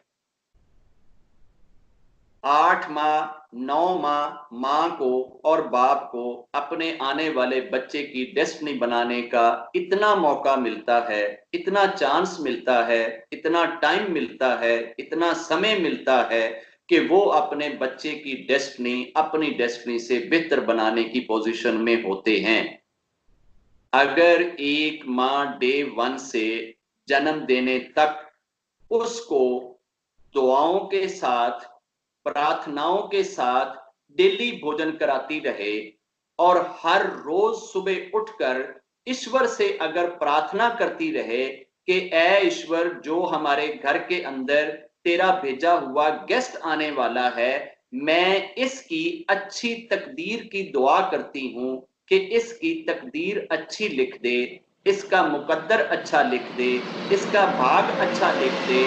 और मैं इसके लिए दुआ करती हूं कि तू इसके दुखों को सुखों में बदल दे, तू इसके गमों परेशानियों को खुशियों में बदल दे, तू इसकी भूख और प्यास को पेट भरकर भोजन खाने में बदल दे, तू इसकी बदनसीबी को खुश नसीबी में बदल दे, तू इसकी बदबख्ती को खुशबख्ती में बदल दे, तू इसकी बद इखलाकी को खुश इखलाकी में बदल दे, तू इसके सारी उम्र की एक एक चीज को अच्छी चीज में बदल दे, तू इसको राइट और रॉन्ग की पहचान अता कर दे, तू इससे वो कर्म करवा जिससे तू खुश हो जाए, तू राजी हो जाए, तू सारी जिंदगी इससे कोई ऐसा कर्म ना करवाना जिससे तू नाराज हो जाए। ये दुआएं अगर 9 माह तक बच्चे को मिलती रहें और फिर उस बच्चे को जो भोजन मां से जा रहा है, अगर वो भोजन प्योर हो,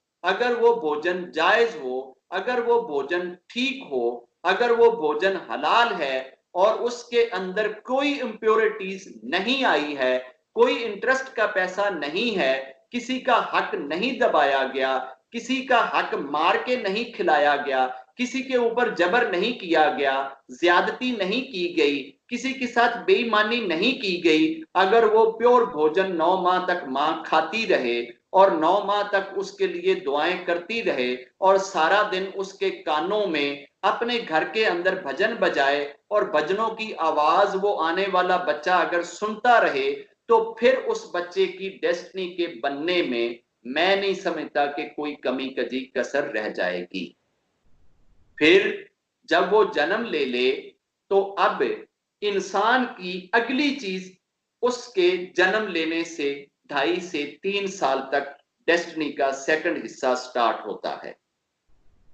और वो क्या कि इंसान को जो कुछ मां बाप उसके सामने बोलते हैं वो कानों में जाएगा और जो जो चीजें कानों में जाएंगी 2.5-3 साल के बाद इसकी जुबान पे आएंगी।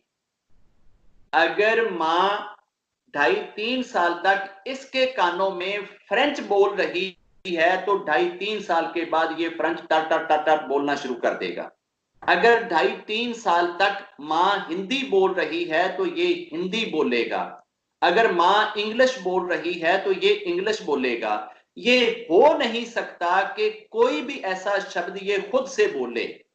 ये हर वो शब्द बोलेगा, हर वो वॉइस निकालेगा जो वॉइस इसके कानों में गई। अगर मां अगले 2.5-3 साल तक इसके कानों में अच्छी अच्छी बातें बोलती रहे, मेरा बेटा बड़ा होके गॉड कनेक्टेड होगा, मेरा बेटा बड़ा होके अच्छे अच्छे कर्म करेगा, मेरा बेटा बड़ा होके भलाई किया करेगा, मेरा बेटा बड़ा होके नेक इंसान बनेगा, मेरा बेटा बड़ा होके किसी का हक नहीं मारेगा, मेरा बेटा बड़ा होके कभी इंटरेस्ट का माल नहीं खाएगा, अगर ऐसी हजारों चीजें उसके कानों में डालती रहेगी तो वो चीजें उसके अनकॉन्शियसनेस का हिस्सा बनती चली जाएंगी। इसी तरीके से दिन रात अगर उसके कानों में अच्छी अच्छी आवाजें, भजन, बानियां और अच्छे गीत, कोई भी ग्रंथ, कोई भी बुक, वो चाहे तौरा है, जबूर है, राम कथा है, वेद है, मनुस्मृति है, कुरान है, कोई भी ऐसी बुक जो उसे गॉड से कनेक्ट करने वाली है, अगर वो सारा दिन बजती रहे वो बुक और उसकी आवाज आती रहे 2.5-3 सालों तक उसके कानों में ये चीज जाए ताकि कल को उसकी जुबान से ये चीज निकले। अब अगली चीज, जो कुछ उसकी आंखों के सामने होना है वो सारी की सारी चीजें वो हाथों से करेगा। जो कुछ अपने दाएं बाएं वो आंखों से होते हुए देखेगा वो वैसी चीजें करने की कोशिश करेगा। अगर वो देखे कि उसके सामने उसके माता पिता गरीबों का बड़ा ख्याल करते हैं, उनके घर में पड़ोसियों के बच्चे आते हैं वो उनका बड़ा ख्याल करते हैं, दिन रात अपने हाथों से दान बांटते हैं, अपने हाथों से घर में जो बूढ़े लेटे हुए हैं रात को उनको मुट्ठियां भरी जाती हैं, उनकी सेवा की जाती है, जानवर अगर प्यासे खड़े हैं उनको पानी पिलाया जाता है, ये जितनी चीजें अपनी आईज के सामने होते हुए देखेगा कल को ये वैसा बनने की कोशिश करेगा। जो चीज 2.5-3 सालों में इसने अपने दाएं बाएं होते हुए देखी वैसे ये कर्म करने की कोशिश करेगा, हाथों को वैसे चलाने की कोशिश करेगा।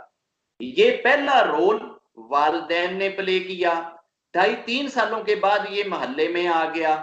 अब मोहल्लेदारों की ये ड्यूटी है इस बंदे की डेस्टिनी बनाने में कि मोहल्ले के अंदर इसके कानों में गाली की आवाज ना जाने दें, मोहल्ले के अंदर इस बच्चे के कानों में नफरत की आवाज ना जाने दें, बुरे गीतों की आवाज ना जाने दें, किसी को एब्यूज करने की आवाज ना जाने दें, किसी को मार पिटाई करने की आवाज ना जाने दें, ऐसी चीजें इसके सामने ना होने दें। जब मोहल्ला भी अपना रोल प्ले कर देगा तो ये एक अच्छा इंसान अच्छी डेस्टिनी के साथ बन के हमारे सामने आ जाएगा। डेस्टिनी रेसिप्रोकल है, बहुत सारी चीजों से मिलकर बनती है, जिसके अंदर बहुत सारे लोगों का रोल होता है और उस रोल में आप सब के सब अपने रब को आंसरेबल हैं। आपने जितने बच्चों को जन्म दिया है डे 1 से लेकर उनको जन्म देने तक आपने जो जो उस बच्चे को पाने के बाद करतूत किए हैं, एक एक करतूत से बच्चे की पर्सनैलिटी इफेक्ट हो रही है। आपने उस डे 1 से लेकर उस बच्चे को जन्म देने तक जितने भी अच्छे बुरे काम किए हैं वो उस बच्चे की पर्सनैलिटी का हिस्सा बनेंगे।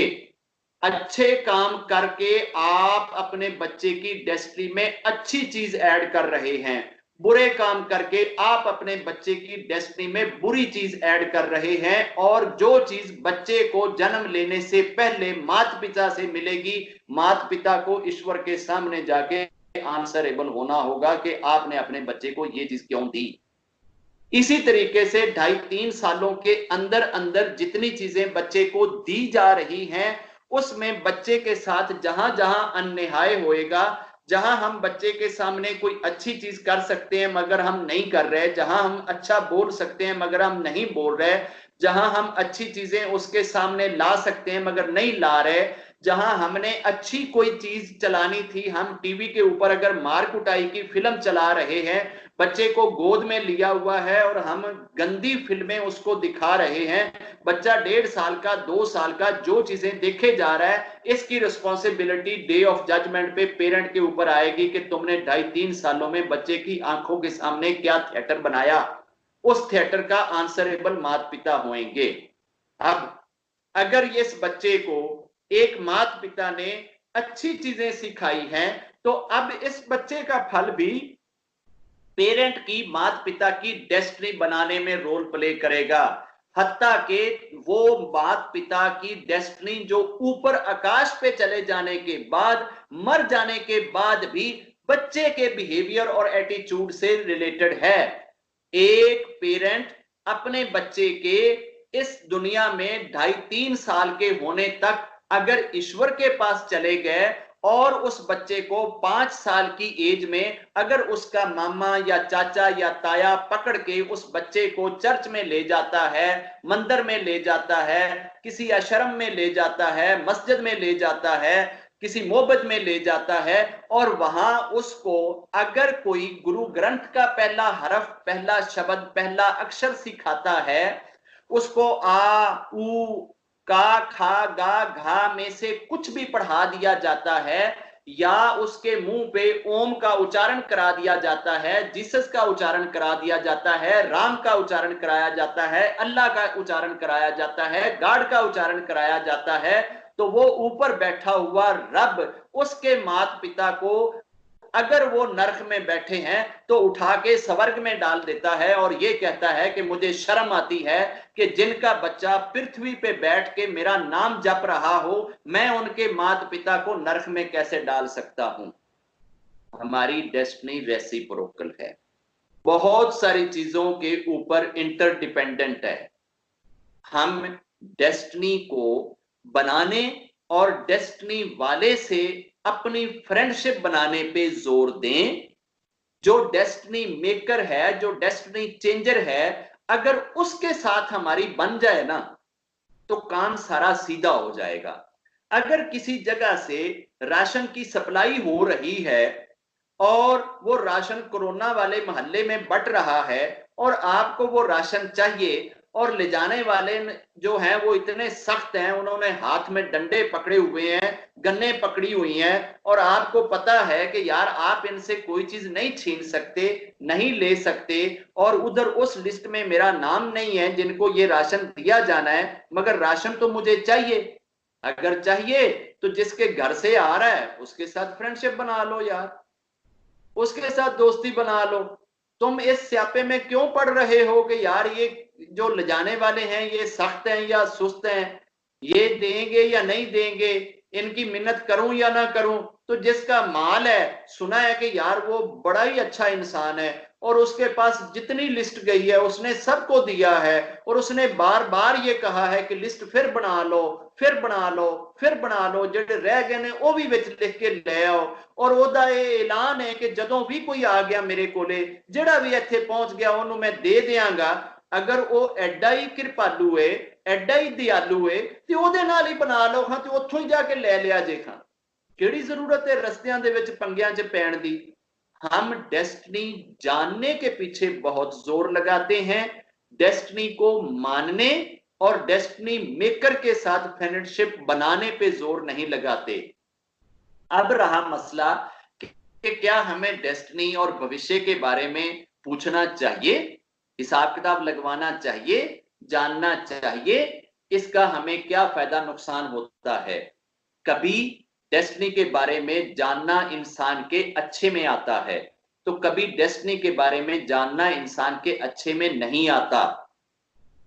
एक इंसान किसी महापुरुष की सेवा में था, उसने 10-12 वर्ष बड़ी सेवा करी, 10-12 वर्षों के बाद महापुरुष किसी दिन बड़ी लहर में थे, बड़े जोश में थे, उसने कहा ओए दस ओए सौरभ की चाहिए।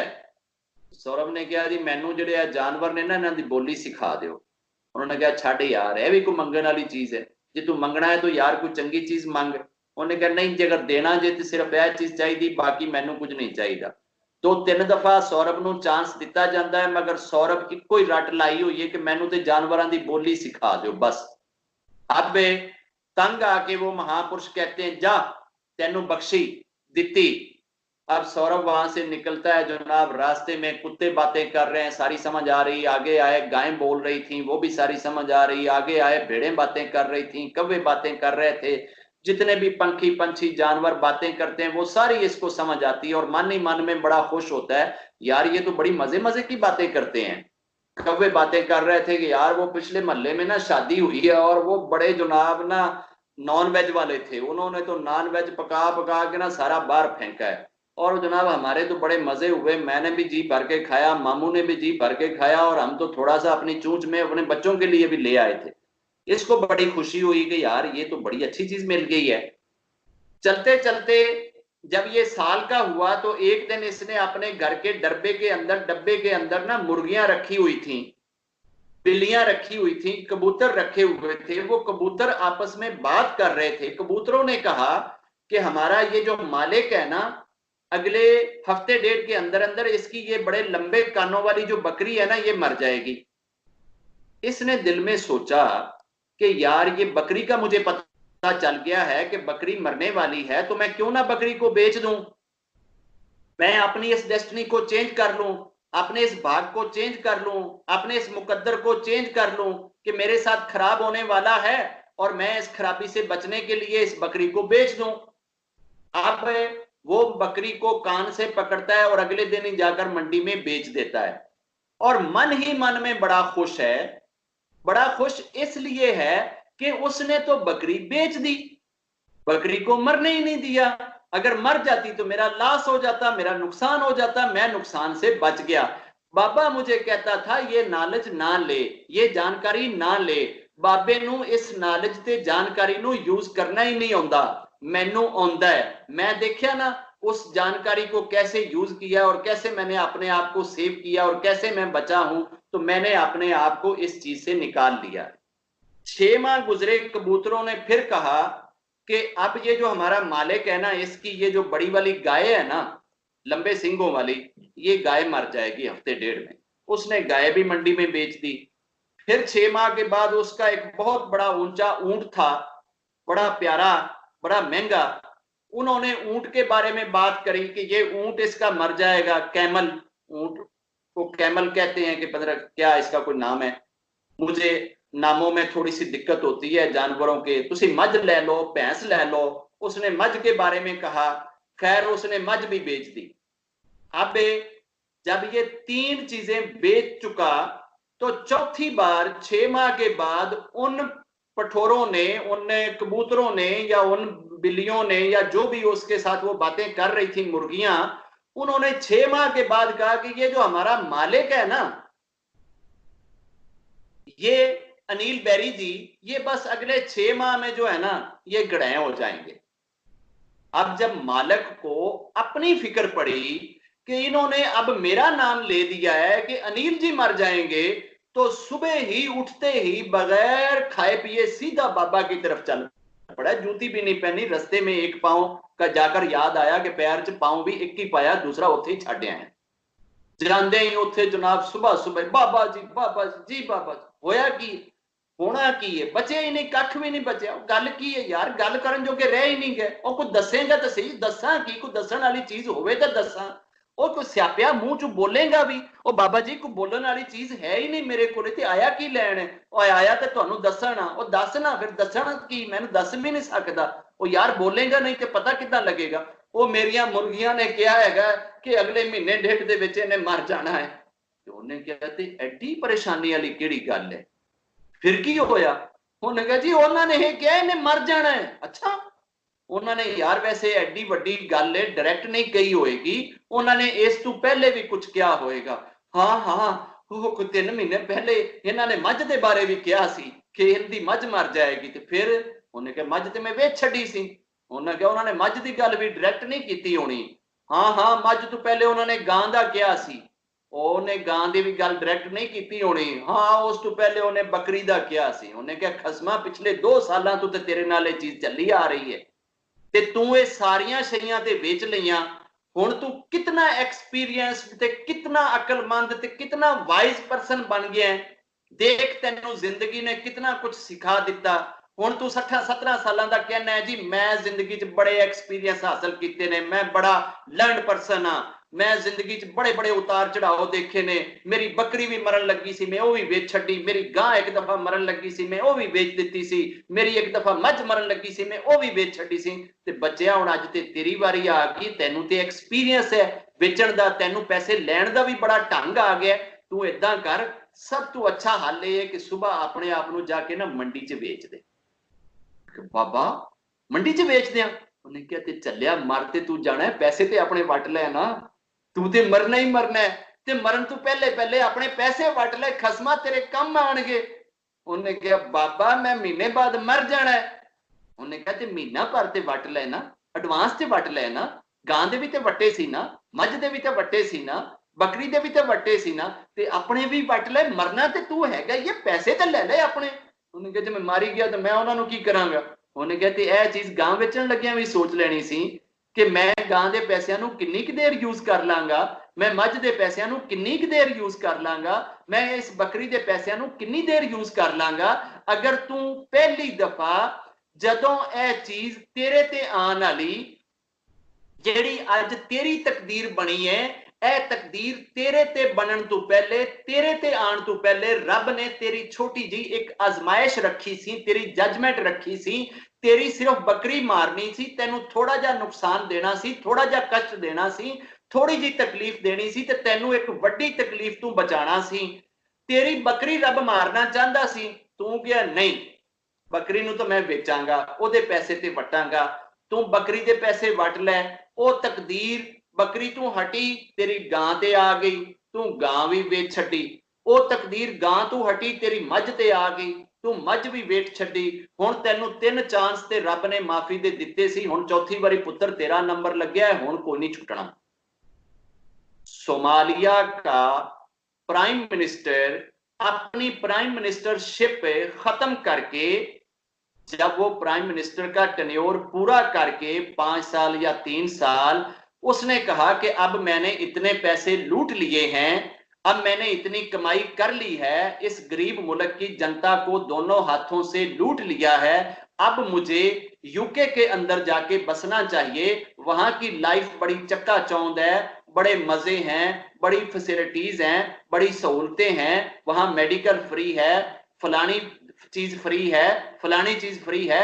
अब इस सोमालिया वालों से मैंने क्या लेना, इनको मैंने 5 साल जूते मारने थे वो मैंने मार लिए, जो मैंने पैसे इकट्ठे करने थे वो मैंने कर लिए, अब मुझे यूके में जाके बसना चाहिए। सोमाली प्राइम मिनिस्टर यूके में जाके बसता है और जाते ही कोरोना का पेशेंट बनता है, और सोमालिया का प्राइम मिनिस्टर कोरोना की मर्ज से यूके के अंदर मर जाता है, और जिनको दिन रात लूट रहा है सोमालिया वाले अभी भी जिंदा हैं।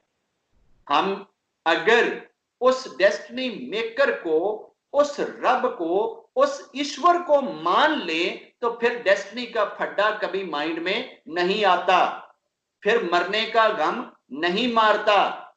अभी बहुत सारे लोग ऐसे हैं जो ऐसा ऐसा, एक पंजाब च शब्द बोलिया जाता है घोरा, घोरा कहते ने जानवर जिहड़ा मट्टी दे अंदर खुट खट के जगह बनाता है अपने रहन लई, ओनू घोरा कहते ने।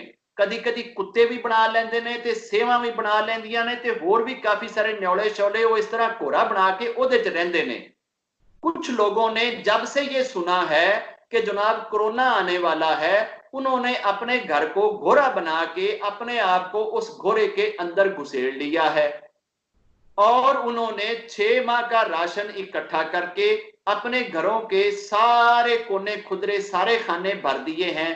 उनकी बला से बाहर कोई गरीब रेड़ी लगाने वाला लगा रहा है या नहीं, वो जिंदा है या नहीं, उसका पेट भरा है या नहीं, उसकी फैमिली को कुछ मिला है या नहीं, उसने तो अपने घर के नौकरों को भी किक्के लगा के घर से बाहर कर दिया है कि कोरोना हमारे घर में सिर्फ नौकर को होना है, हमें तो नहीं होना, हम तो इस घर वाले हैं, इस घर की रजिस्ट्री तो हमारे नाम पे है, हमारे नौकरों की तो रजिस्ट्री हमारे नाम पे, इनके नाम पे है नहीं, ये चूंकि गरीब हैं इनको तो पे हम देते हैं, इसलिए कोरोना इन्हें लगेगा।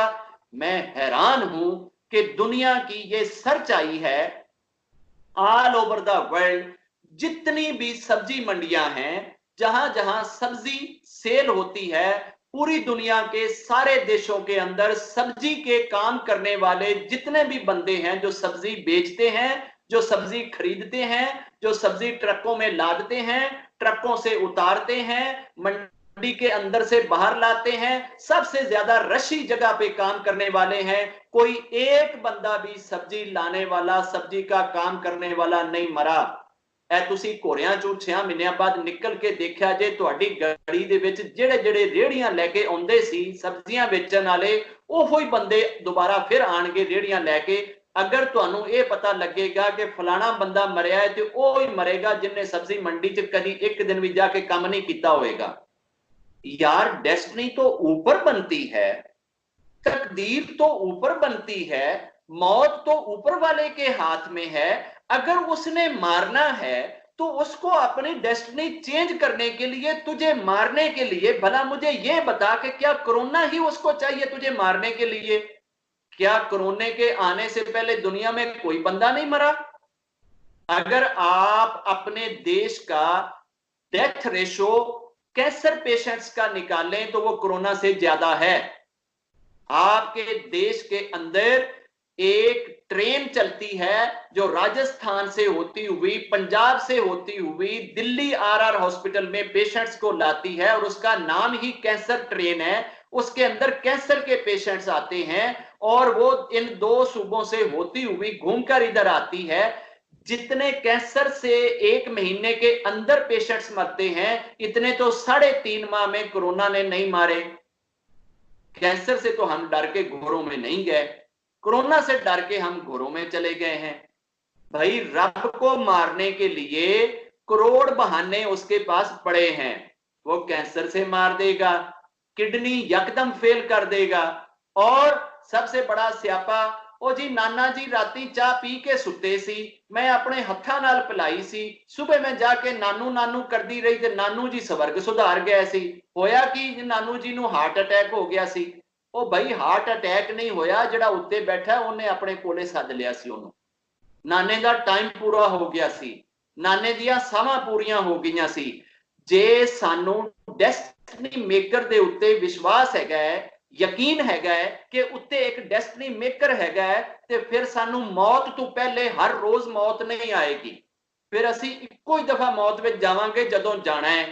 हुण असी मौत तो पहले हर रोज हर साह नाल मरदे हां, हाय कोरोना, हाय कोरोना, हाय कोरोना।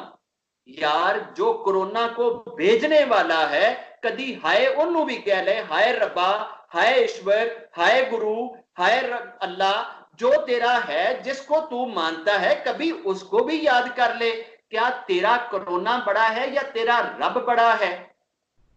तूने कोरोना पे जितना बिलीव किया है कि कोरोना है, आज तक ना तुझे दिखा और ना तू उसको चख सका, ना तू उसको टच कर सका, मगर तुझे कोरोना के होने का 2000% विश्वास है कि कोरोना है, और रब के होने का 1% भी विश्वास नहीं है कि रब है, जो कि डेस्टिनी तेरी बना रहा है। तेरी मां की डेस्टिनी बनाता है, तेरे बाप की डेस्टिनी बनाता है, तेरी पिछली सारी जनरेशन की डेस्टिनी बनाता है। और तू कितना सोच सकता है ज्यादा से ज्यादा अपने बच्चों तक जो तुझे नजर आते हैं, या अगर तू 80 साल का है तो तुझे पोते दिख रहे हैं, तुझे वो नजर आते हैं। तू जब भी प्रार्थना करेगा तो ज्यादा से ज्यादा पोतरों की खैर मांग लेगा कि रब्बा मैनू इन्हां पोतरियां दा दुख ना दिखाई, रब्बा मेरे ए पोतरे जिहड़े हैं ना ये कदी किसी मुसीबत च ना पैण, इन्हां दी मैं कोई कष्ट नहीं देख सकदा, मैनू इन्हां दा विआह दिखा दी। इन्ना ही तू कर सकदा है, और तू इस तू अगे की सोच सकदा है? तैनू अपना पड़पोता नजर ही नहीं आउण दिया, तैनू ओदी ना शक्लो सूरत नजर आण दी है, ना तैनू ओदा भाग नजर आण दिया है, ना तैनू ये पता है कि जदों तेरे पड़पोते ने आना है उदों दुनिया च किहड़ियां-किहड़ियां मुसीबतां आईयां होणगियां, किहड़ियां-किहड़ियां बीमारियां आईयां होणगियां, उस वक्त दे प्रॉब्लम की होणगे, उस वक्त देश दा रूलर कौन होएगा, उस वक्त लोग कमाणगे की, खाणगे की, उदों लोगां दा बुद्धो बाश ते रिहाइश ते कल्चर किदां दा होएगा। ये चीजां वो उत्ते बैठा होया करोड़ां साल पहले लिख चुके है। जिहड़ा करोड़ां अरबां साल पहले यह चीजां लिख चुकिया है, उन्होंने इन्हां चीजां दे विच अमेंडमेंट करदियां होया, यह चीजां नूं चेंज करदियां होया कोई देर नहीं लगदी। जे अगर साडी ओहदे नाल कनैक्टिविटी उस महापुरुष की तरह बन जाए जे कदी उहदे नां ते वोटी देण दा टाइम आ जाए ते असीं वोटियां दिंदियां होया ये ना सोचिए कि उन्हें शरीर के किहड़े हिस्से की मंगी है फिर थाला भर दईए। जदों असीं थाला भरन वाले बन जावांगे ते फिर रब साडी तकदीर बनाएगा नहीं, वो तकदीर वाली कापी चुक के अगे रख देगा, ए ले यार फड़ ले जिद्दां तेरा दिल करदा ही इहदे च लिख लै ना, जिहड़ी चेंज करनी है कर लै ना। रब नू तकदीर चेंज करना कोई मुश्किल काम नहीं, साडे वास्ते स्यापा है। और रब तकदीर चेंज करने वालियां नू पसंद करता है, हथ ते हथ रख के बहन वालियां नू नहीं। और रब ये भी कहता है कि अगर तू बाई बर्थ ही कदी अन्ना हो गया है, कदी लंगड़ा हो गया है, कदी लुला हो गया है, तो मेरी तकदीर दे गिले ना करी। यह भी ब्लैसिंगां ने जे अगर कदी तू इन्हां नू अंडरस्टैंड करें तां। अमेरिका के अंदर एक लेडी बाई बर्थ जब पैदा हुई, हेरन केलर या हैनल केलर उसका नाम है लेडी का। इस पे गूगल पे सर्च आप करेंगे, नेट पे ढूंढेंगे तो वो मिल जाएगी। अगर आप खाली लिख देंगे ना डेफ डम ब्लाइंड वुमेन इन हिस्ट्री या राइटर इन हिस्ट्री या पॉलिटिशियन इन हिस्ट्री, तो वो अमेरिकन लेडी का डाटा आपके सामने आ जाएगा। वो 3 चीजों से डिप्राइव थी। आंखें नहीं थी उसकी, कान नहीं थे उसके, मुंह से बोल नहीं सकती थी वो लेडी, लेकिन उसने इन तीनों चीजों को अपनी मजबूरी नहीं बनने दिया। वो जब पैदा हुई तो 1-2 चीजें उसके पास नहीं थी, उसको कोई डिजीज लगी और अगले साल डेढ़ में वो तीनों की तीनों चीजों से डिप्राइव हो गई। उस बंदी से जब वो 40 साल की हुई, जब वो 4-5 साल की हुई तो उसने बोलना चाहा, वो बोल नहीं पा रही थी, उसने समझाना चाहा, वो समझा नहीं पा रही थी, वो सुनना चाहती थी, सुन नहीं पा रही थी, तो उसने अपनी दादी का बाजू दबाया और किसी खास जोर से, खास टेक्निक से दबाया, जिससे उसकी दादी ने ये मैसेज लिया कि शायद ये कुछ कहना चाहती है। फिर आहिस्ता आहिस्ता वो दादी के साथ वो इस तरीके से उंगलियां दबाती थी या उसके बॉडी को ऐसे दबाती थी कि बॉडी दबाने से दादी समझ जाती थी कि अब इसको जल चाहिए, अब इसको रोटी चाहिए, अब ये कोई राइटिंग मटेरियल मांगती है, अब ये कोई और चीज मांगती है। तो वो लैंग्वेज दादी पोती की आपस में चलने लग गई। फिर उन्होंने उसके लिए और फैसिलिटीज दी कि जिससे वो अपनी लैंग्वेज अपने हाथों से, ये जो नाबीना लोग होते हैं इनके लिए अलग से टाइपराइटर और ऐसी चीजें बनाई जाती हैं, उन्होंने ऐसी सुविधाएं दी। वो दुनिया की एक फेमस राइटर भी बनी, पॉलिटिशियन भी बनी। जब 45 साल की एज में उससे ये कहा गया कि आपके साथ तो ये 3 इतनी बड़ी बड़ी मुसीबतें थी बाय बर्थ है, तो फिर भी आप ये इतना बड़ा टाइटल आपने कैसे जीत लिया और आपने ये चीज कैसे कर ली? तो उसने कहा कि उस खुदा का शुक्र है, उस खुदा का शुक्र है कि जिसने मुझे डेफ डम और ब्लाइंड और म्यूट बनाया। अगर वो मुझे डेफ डम ब्लाइंड और म्यूट ना बनाता तो आज दुनिया में मैं इतनी फेमस ना हो पाती। मैं भी ऐसे ही किसी घर में बस 10-12 क्लासां करके एक आम जी नारी हुंदी, मैनू भी नॉर्मल जे तरीके नाल व्याया जांदा ते मैं भी उत्थे जाके 2-4 बच्चे जम के ते बस दिन रात उन्हां दी रोटियां बना रही हुंदी और अज मैनू दुनिया च कोई बंदा ना जानदा हुंदा। ऐ शुक्र है रब दा कि मैं अन्नी सां, शुक्र है रब दा कि मैं गूंगी सां, शुक्र है रब दा कि मैं बोली सां ते अज मैं पूरी दुनिया दे विच जानी जा रही हां, पहचानी जा रही हां। रब को ऐसे बंदे पसंद हैं जो ये बहाना ना बनाए कि रब ने चूंकि सारा कुछ लिख रखा है इस वास्ते असीं कख नहीं करना। ये बिल्कुल उस स्टूडेंट की तरह है जिसने 20वें नंबर पे आना है और फिर दूसरे दिन वो हेडमास्टर के पास जाकर शिकायत लगाए, देखिया ना ए मेरा टीचर मेरा एडा मुखालफ है कि हाले मैं टेस्ट भी नहीं दिता सी, हाले मेरा एग्जाम भी नहीं होया सी, पहले ही मैनू 20वें नंबर ते लिख के तुहाडे हत्थीं फड़ा गया बंदा 20वें नंबर ते आएगा, पूरा साल ही मेरे नाल दुश्मनी करता रहा है। वो पूरा साल दुश्मनी नहीं करता रहा, पूरा साल उसने पूरी क्लास को एक जैसा ही मौका दिया है, लेकिन उसको तेरा पता था कि तू किस तरह में इंटरेस्ट लेता है और तू किधर है। हम जिस चीज से क्रिएट हुए, जिस पानी के कतरे से क्रिएट हुए, उस कतरे के एक सेल के अंदर जो जो कैपेबिलिटीज थी, जिस तरह की डिजायर थी, जैसी वो डेवलपमेंट होनी थी, जैसे उसने आगे जाकर पूरी लाइफ में सोचना सोचाना करना कराना था, ये सारी चीजें उस एक कतरे की रब जानता था। रब ने उसके हिसाब से अंदाजा लगा के चीजें पहले से लिख दी, हम उस अंदाजे में पड़ी हुई चीजों को फॉलो कर रहे हैं। लेकिन इसका ये मतलब नहीं है कि हम प्रीडेस्टाइंड हैं, हम बाउंड हैं, हमारे हाथ पांव जकड़ दिए गए, बांध दिए गए, ऐसा नहीं है। रब खुली छूट देता है। आप घर के दरवाजे से बाहर निकलते हैं, एक तरफ आपके मंदिर है, दूसरी तरफ आपके वो प्रोस्टिट्यूशन सेंटर है, आपकी टांगे दोनों तरफ इक्वल काम करती हैं। आप मंदिर जाएं, आपकी टांगे मंदिर में लेकर चली जाती हैं, आप उधर जाना चाहें, टांगे आगे से खड़ी होके ये नहीं कहती कि पाजी मैनू उधर किधर लेके चले हो, ये जाती हैं। ले जाने का ख्याल आपका है। आप अपने ख्याल को, अपने माइंड को कंट्रोल कर लें, और माइंड का कंट्रोल तब आएगा जब आप अपने आप को रब के कंट्रोल में दे दें। जिस दिन आपने ये मान लिया कि मेरा पूरे का पूरा कंट्रोल मेरे रब के पास है, उस दिन आपकी रब से कनेक्टिविटी बन जाएगी। दुनिया में जितनी भी मशीनें बनती हैं, ये छोटा सा मोबाइल जब मैंने खरीदा था तो इसके साथ डब्बे के अंदर कुछ चाइनीज लैंग्वेज में ना एक फरला सा आया था। तो मैंने किसी से पूछा कि यार ये क्या है, ए कागज कादे आस्ते, मैं समझा शायद ਇਹਦਾ कोई शीशा शूशा साफ करने आस्ते। ਤੇ ਉਹ ਬੰਦਾ ਮੈਨੂੰ ਕਹਿਣ ਲੱਗਿਆ ਭਾਜੀ ਇਹਦੇ ਵਿੱਚ ਲਿਖਿਆ ਹੋਇਆ ਹੈ ਕਿ ਜਦੋਂ ਇਹ ਮੋਬਾਈਲ ਤੂੰ ਯੂਜ਼ ਕਰੇਗਾ, ਇਹਦੇ ਵਿੱਚ ਕੀ ਫੰਕਸ਼ਨ ਨੇ, ਇਹਦੇ ਵਿੱਚ ਕੀ ਸਿਆਪੇ ਨੇ, ਕਿੱਥੇ ਕਿਹੜੀ ਤੈਨੂੰ ਹਰਡਲ ਆਵੇ ਤੇ ਤੂੰ ਉਸ ਹਰਡਲ ਦਾ ਸੋਲੂਸ਼ਨ ਕਿੱਦਾਂ ਕਰੇਗਾ, ਇਹਨਾਂ ਤਿੰਨਾਂ ਪੇਜਾਂ ਦੇ ਉੱਤੇ ਇਹ ਲਿਖਿਆ ਹੈ। ਤੇ ਅਗਲੇ ਦਿਨ ਹੀ ਉਹਦੇ ਘਰ ਬੱਚਾ ਜੰਮਿਆ ਤੇ ਮੈਂ ਕਿਹਾ ਇਹਦੇ ਨਾਲ ਕੋਈ ਆਇਆ ਹੈ ਫਰਲਾ? ਕਹਿੰਦਾ ਜੀ ਨਹੀਂ। ਤੇ ਮੈਂ ਕਿਹਾ ਫਿਰ ਇਹਦੀ ਤੇ ਮੈਨੂਅਲ ਆਈ ਨਹੀਂ ਨਾਲ, ਤੇ ਤੈਨੂੰ ਕਿੱਦਾਂ ਪਤਾ ਲੱਗੇਗਾ ਕਿ ਇਸ ਬੱਚੇ ਨੂੰ ਮੈਂ ਕਿੱਦਾਂ ਹੈਂਡਲ ਕਰਨਾ ਹੈ, ਇਸ ਬੱਚੇ ਦੇ ਕਿਹੜੇ ਨਟ ਢਿੱਲੇ ਹੋ ਜਾਣ ਤੇ ਕਿੱਥੋਂ ਕੱਸੇ ਜਾਣਗੇ, ਇਹ ਕਿੱਦਾਂ ਕਰੇਗਾ? ਇਹਦੀ ਮੈਨੂਅਲ ਕਿਸੇ ਨੇ ਬਣਾਈ ਏ? ਉਹਨੇ ਕਿਹਾ ਜੀ ਇਹਦੀ ਤੇ ਮੈਨੂਅਲ ਆਉਂਦੀ ਹੀ ਨਹੀਂ। ਮੈਂ ਕਿਹਾ ਨਿੱਕੇ ਜਿਹੇ ਮੋਬਾਈਲ ਦੀ ਤੇ ਆਉਂਦੀ ਏ, ਤੇ ਐਡੇ ਵੱਡੇ ਇਨਸਾਨ ਦੀ ਕਿਉਂ ਨਹੀਂ ਆਉਂਦੀ? ਕਹਿੰਦਾ ਜੀ ਨਹੀਂ ਆਈ। ਮੈਂ ਕਿਹਾ ਨਹੀਂ ਆਈ ਹੋਈ ਏ। ਕਹਿੰਦਾ ਕਿੱਥੇ ਹੈਗੀ ਏ? ਮੈਂ ਕਿਹਾ ਉਹ ਗ੍ਰੰਥਾਂ ਦੇ ਵਿੱਚ ਲਿਖੀ ਹੋਈ ਏ। ਉਹ ਸਾਰਿਆਂ ਬੰਦਿਆਂ ਦੀ ਇੱਕੋ ਜਿਹੀ ਹੈ, ਕਿਉਂਕਿ ਸਾਰੀ ਦੁਨੀਆ ਦੇ ਇਨਸਾਨ ਇੱਕੋ ਜਿਹੇ ਨੇ। ਇਸ ਵਾਸਤੇ ਸਾਰਿਆਂ ਦੀ ਲੌਗ ਬੁੱਕ ਇੱਕੋ ਜਿਹੀ ਏ। ਇਹ ਟਾਈਗਰ, ਇਹਦੀਆਂ ਕੋਈ 20 ਨਸਲਾਂ ਨੇ ਕਿ ਇਹ ਅਫਰੀਕੀ ਟਾਈਗਰ ਹੈ, ਸਿਰਫ ਅਫਰੀਕਾ 'ਚ ਹੁੰਦਾ ਹੈ।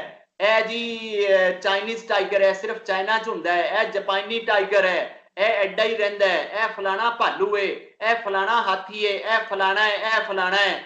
ਇੱਕ ਹਿਊਮਨ ਬੀਇੰਗ ਹੈ, ਇਹ ਭਾਵੇਂ ਕੈਨੇਡਾ ਵਿੱਚ ਹੋਵੇ ਤੇ ਭਾਵੇਂ ਜਾਪਾਨ ਵਿੱਚ ਹੋਵੇ ਤੇ ਭਾਵੇਂ ਅਮਰੀਕਾ 'ਚ ਹੋਵੇ ਤੇ ਭਾਵੇਂ ਇੰਡੀਆ 'ਚ ਹੋਵੇ, ਇਹਦਾ ਸਾਰੇ ਦਾ ਸਾਰਾ ਫੰਕਸ਼ਨ ਇੱਕੋ ਜਿਹਾ ਹੀ ਹੈ। ਇਹਦੀਆਂ ਇੱਕੋ ਜਿਹੀਆਂ ਆਦਤਾਂ, ਇੱਕੋ ਜਿਹੀਆਂ ਖਾਹਿਸ਼ਾਂ, ਇੱਕੋ ਹੀ ਤਰੀਕੇ ਦੇ ਨਾਲ ਇਹ ਅੰਨਾ ਹੁੰਦਾ ਹੈ, ਇੱਕੋ ਹੀ ਤਰੀਕੇ ਦੇ ਨਾਲ ਇਹ ਠੀਕ ਹੁੰਦਾ ਹੈ।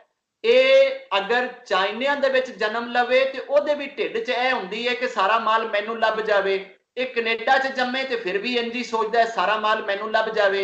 ਇੰਡੀਆ 'ਚ ਜੰਮੇ ਤੇ ਫਿਰ ਵੀ ਇੰਜ ਹੀ ਸੋਚਦਾ ਹੈ ਸਾਰਾ ਮਾਲ ਮੈਨੂੰ ਮਿਲਣਾ ਚਾਹੀਦਾ ਹੈ। ਇਹ ਅਫਰੀਕਾ 'ਚ ਜੰਮੇ ਫਿਰ ਵੀ ਇੰਜ ਹੀ ਸੋਚਦਾ ਵੀ ਸਾਰਾ ਮਾਲ ਮੇਰੇ ਹੱਥੀਂ ਹੋਣਾ ਚਾਹੀਦਾ ਹੈ। ਇਹ ਆਪਣੇ ਭੈਣ ਭਰਾਵਾਂ ਦੇ ਵਿੱਚ ਖਿਲੌਣੇ ਵੰਡਣ ਲੱਗਿਆਂ ਵੀ ਸਾਰੀ ਦੁਨੀਆ ਦੇ ਬੱਚੇ ਇੱਕੋ ਜਿਹੇ ਹੁੰਦੇ ਨੇ ਕਿ ਹਰ ਬੱਚਾ ਇਹ ਕਹਿੰਦਾ ਹੈ कि मम्मा उसको 3 खिलौने दिए, मुझे 2 क्यों मिले हैं?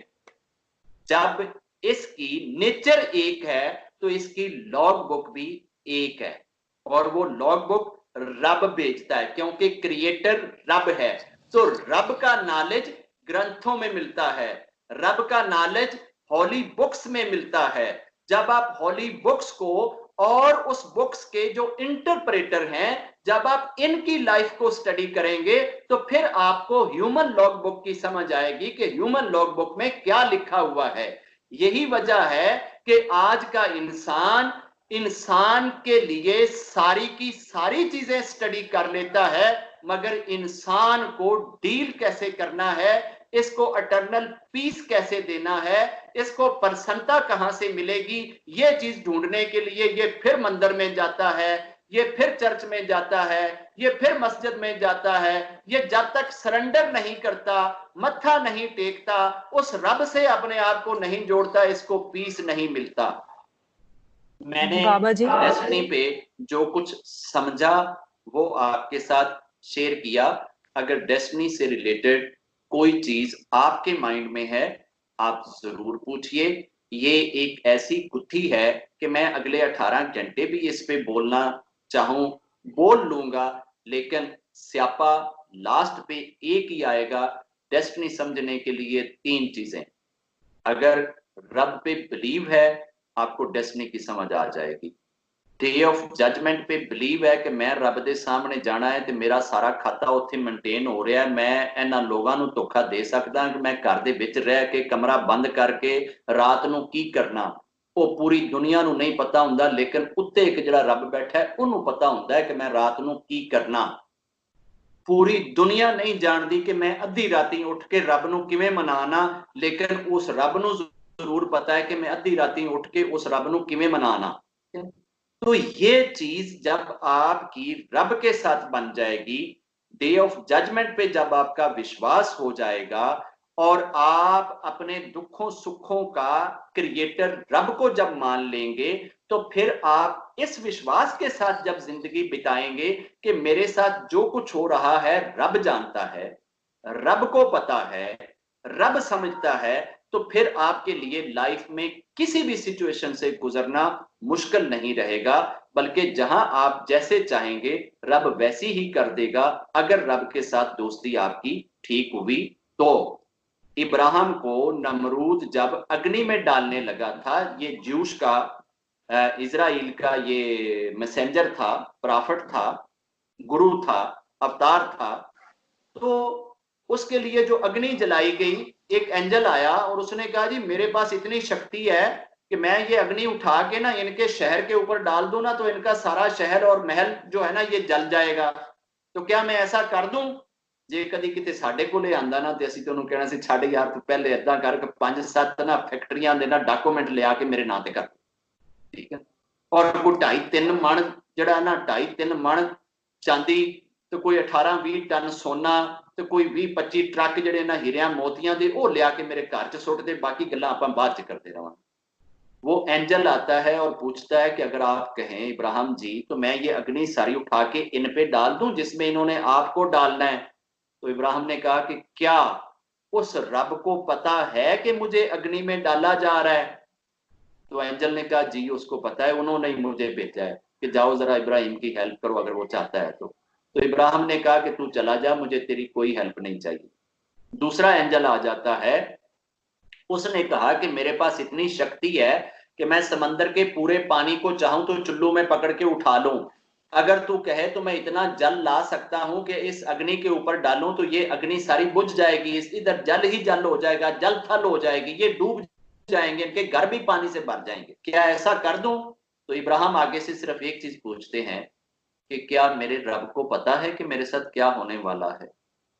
तो इब्राहिम को वो एंजल कहता है जी उन्हें पता है, इसीलिए उन्होंने मुझे भेजा है। तो तो इब्राहिम कहते हैं कि तू भी फिर चला जा, मेरा मामला मेरे रब पे छोड़ दे। अग्नि को बुझाने वाला भी आ गया, अग्नि उठा के फेंकने वाला भी आ गया, जिसकी वायु पे हुकूमत थी वो एंजल भी आया, उसने कहा मैं इतनी तेज आंधी चला दूंगा, इतनी तेज हवा चला दूंगा कि ये सारी आग हवा में उड़ के बिखर जाएगी। उसने उसको भी कहा कि क्या मेरे रब को पता है? उन्होंने कहा जी हाँ पता है। फिर क्या हुआ, जब इनको अग्नि में डाला गया तो वो रब जिसने अग्नि को क्रिएट करते हुए, जब अग्नि आज से करोड़ों खरबों साल पहले क्रिएट हुई थी, तो अग्नि को ये आदेश मिला हुआ है कि तूने चीजों को जलाना है, ये उसकी डेस्टिनी है। अग्नि की डेस्टिनी क्या है कि चीजों को जलाएगी, पानी की डेस्टिनी क्या है कि वो चीजों को गीला करेगी, हवा की डेस्टिनी क्या है कि वो चीजों को सुखाएगी। हर एक की डेस्टिनी रब ने लिख रखी है।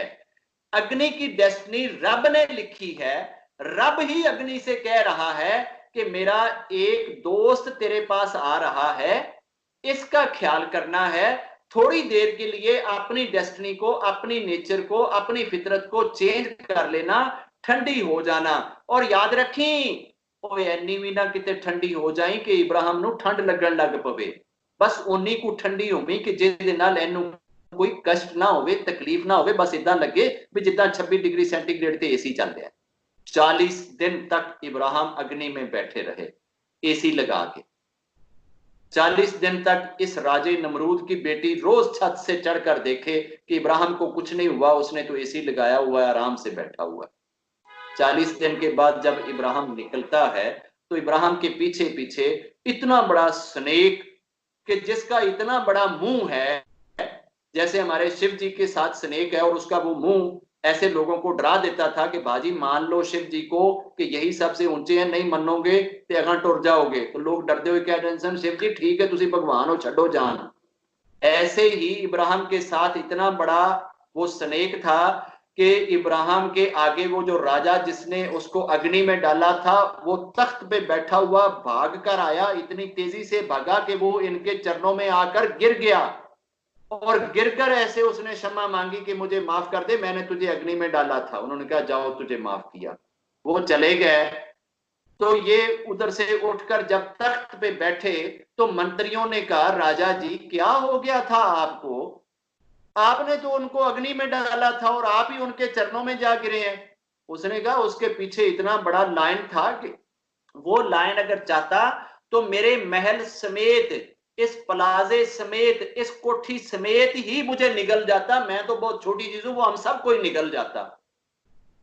भैया जब आप रब के साथ कनेक्ट हो जाते हैं तो फिर रब आपके लिए अग्नि की नेचर को चेंज कर देता है, अग्नि की डेस्टिनी को चेंज कर देता है। फिर आपके ऊपर अग्नि को भी एसी बना देता है। आप डेस्टिनी को जितना मर्जी स्टडी करते रहें, डेस्टिनी मेकर को 5 मिनट के लिए जरूर स्टडी करना कि who is the destiny maker. सारी लाइफ को स्टडी करना, सारी दुनिया की लाइफ से एक्सपीरियंस लेना, लेकिन सारी दुनिया की लाइफ के बनाने वाले के साथ 5 मिनट जरूर बात करना कि तू कौन है। जब आपको उस रब की समझ आ जाएगी तो डेस्टिनी आपके लिए कोई चैप्टर ही नहीं रहेगा जिंदगी में कि इसमें क्या है। बाबा विनोद को किसी जगह पे ले जाएं, किसी देश में ले जाएं, बाबे के ऊपर कपड़ा पहना दें कि मेरा है, कोई फेस फूस ना देख लवे कि है वही बाबा जिन्हें नमरोलॉजिकल सोल्यूशन फॉर इंडिया बनाई सी वीडियो, ये बाबे की पहचान ना होने दिया जे। बाबे दे सिर्फ हाथ बाहर रखा जे ते किसी भी एस्ट्रोलॉजर ਨੂੰ दिखाया जे कि बाबे दे जरा हत्थां ते लाइनां दी जरा स्टडी करके दस के ਇਹਦੇ ਵਿੱਚ ਕੀ है। 20 एस्ट्रोलॉजर ते 20 पामेस्टां दे कोलों लिखवा लो, जो कुछ पामेस्ट बताएं, अगर 15 पामेस्ट मिलके एक ही बात कह रहे हो कि यार ये लाइन ये कहती है, ते 15 दे 15 पामेस्टा ने जो कुछ किया हुए अगर वो लाइफ च नहीं आया तो फिर की चीज है जिन्हें इन्हां लाइनां दी भी सत्यानाश कर छड़ी है। वो चीज बाबे दियां दुआवां।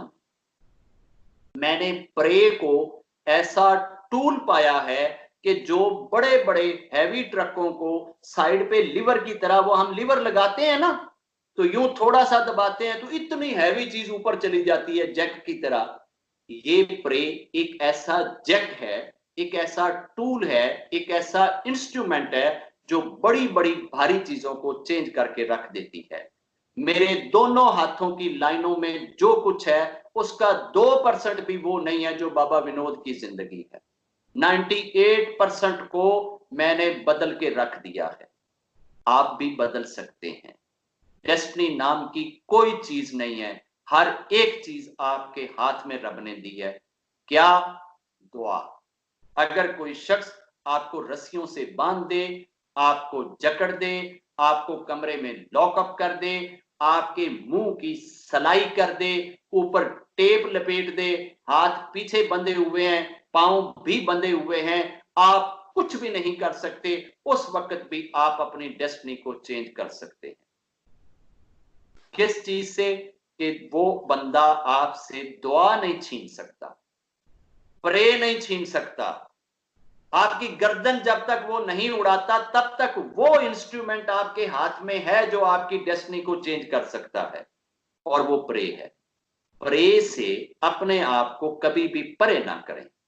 हमने प्रे से अपने आप को परे कर लिया है।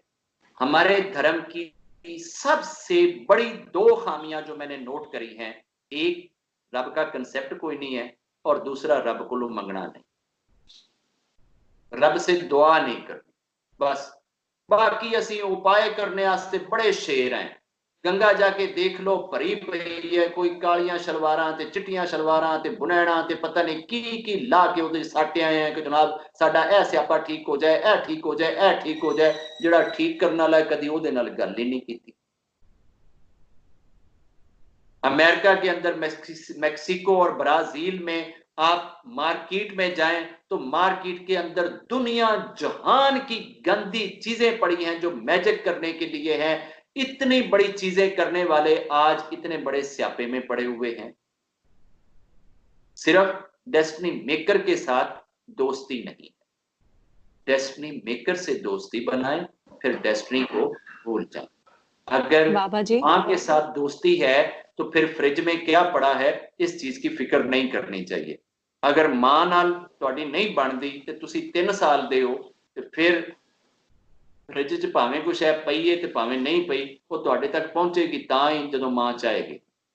तो हमेशा अपने आप को उस मां के साथ जोड़ के रखो ना, जो हमारी डिवाइन और एटर्नल मां है, जिसके हाथ में सारा कुछ है और जिसको हमारी भूख प्यास हमारी जरूरतों की सबसे ज्यादा समझ है। हमें तो अपनी जरूरतें कल की नजर ही नहीं आ रही।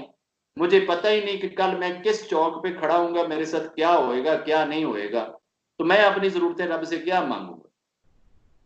तो वो मेरी माँ है, वो मेरा क्रिएटर है, वो मेरा रब है, वो मेरी जरूरतों को पहले से ही जानता है। तो जब मैं उससे इस तरह से प्रे करूं कि रब्बा ਜਿਹੜੀਆਂ ਗੱਲਾਂ ਦੀ ਮੈਨੂੰ समझ है, ਉਹ ਜਿਹੜੀਆਂ मैं तेरे ਕੋਲ ਮੰਗ ਸਕਣਾ ਉਹ ਤੇ मैं ਮੰਗ ਲਈਆਂ, ਜਿਨ੍ਹਾਂ ਦੀ ਮੈਨੂੰ समझ ही नहीं, जिन्हां ਦਾ ਮੈਨੂੰ पता ही नहीं, ਜਿਹੜੀਆਂ मैं ਮੰਗ ही नहीं सकता।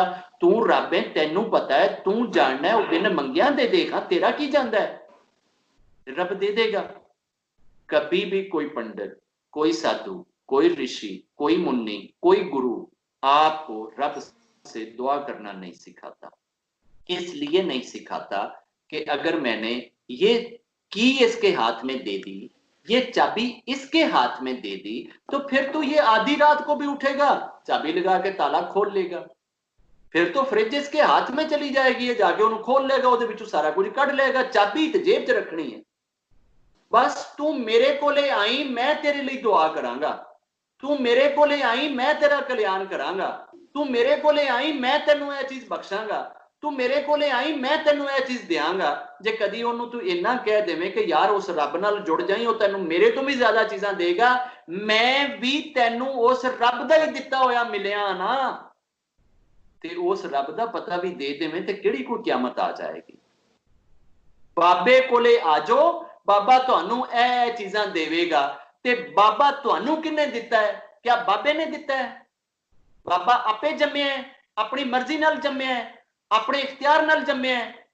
बाबा अपने इख्तियार नाल नहीं जम्मिया, ए भी ते तुहानू रब ने ही दिता है ना।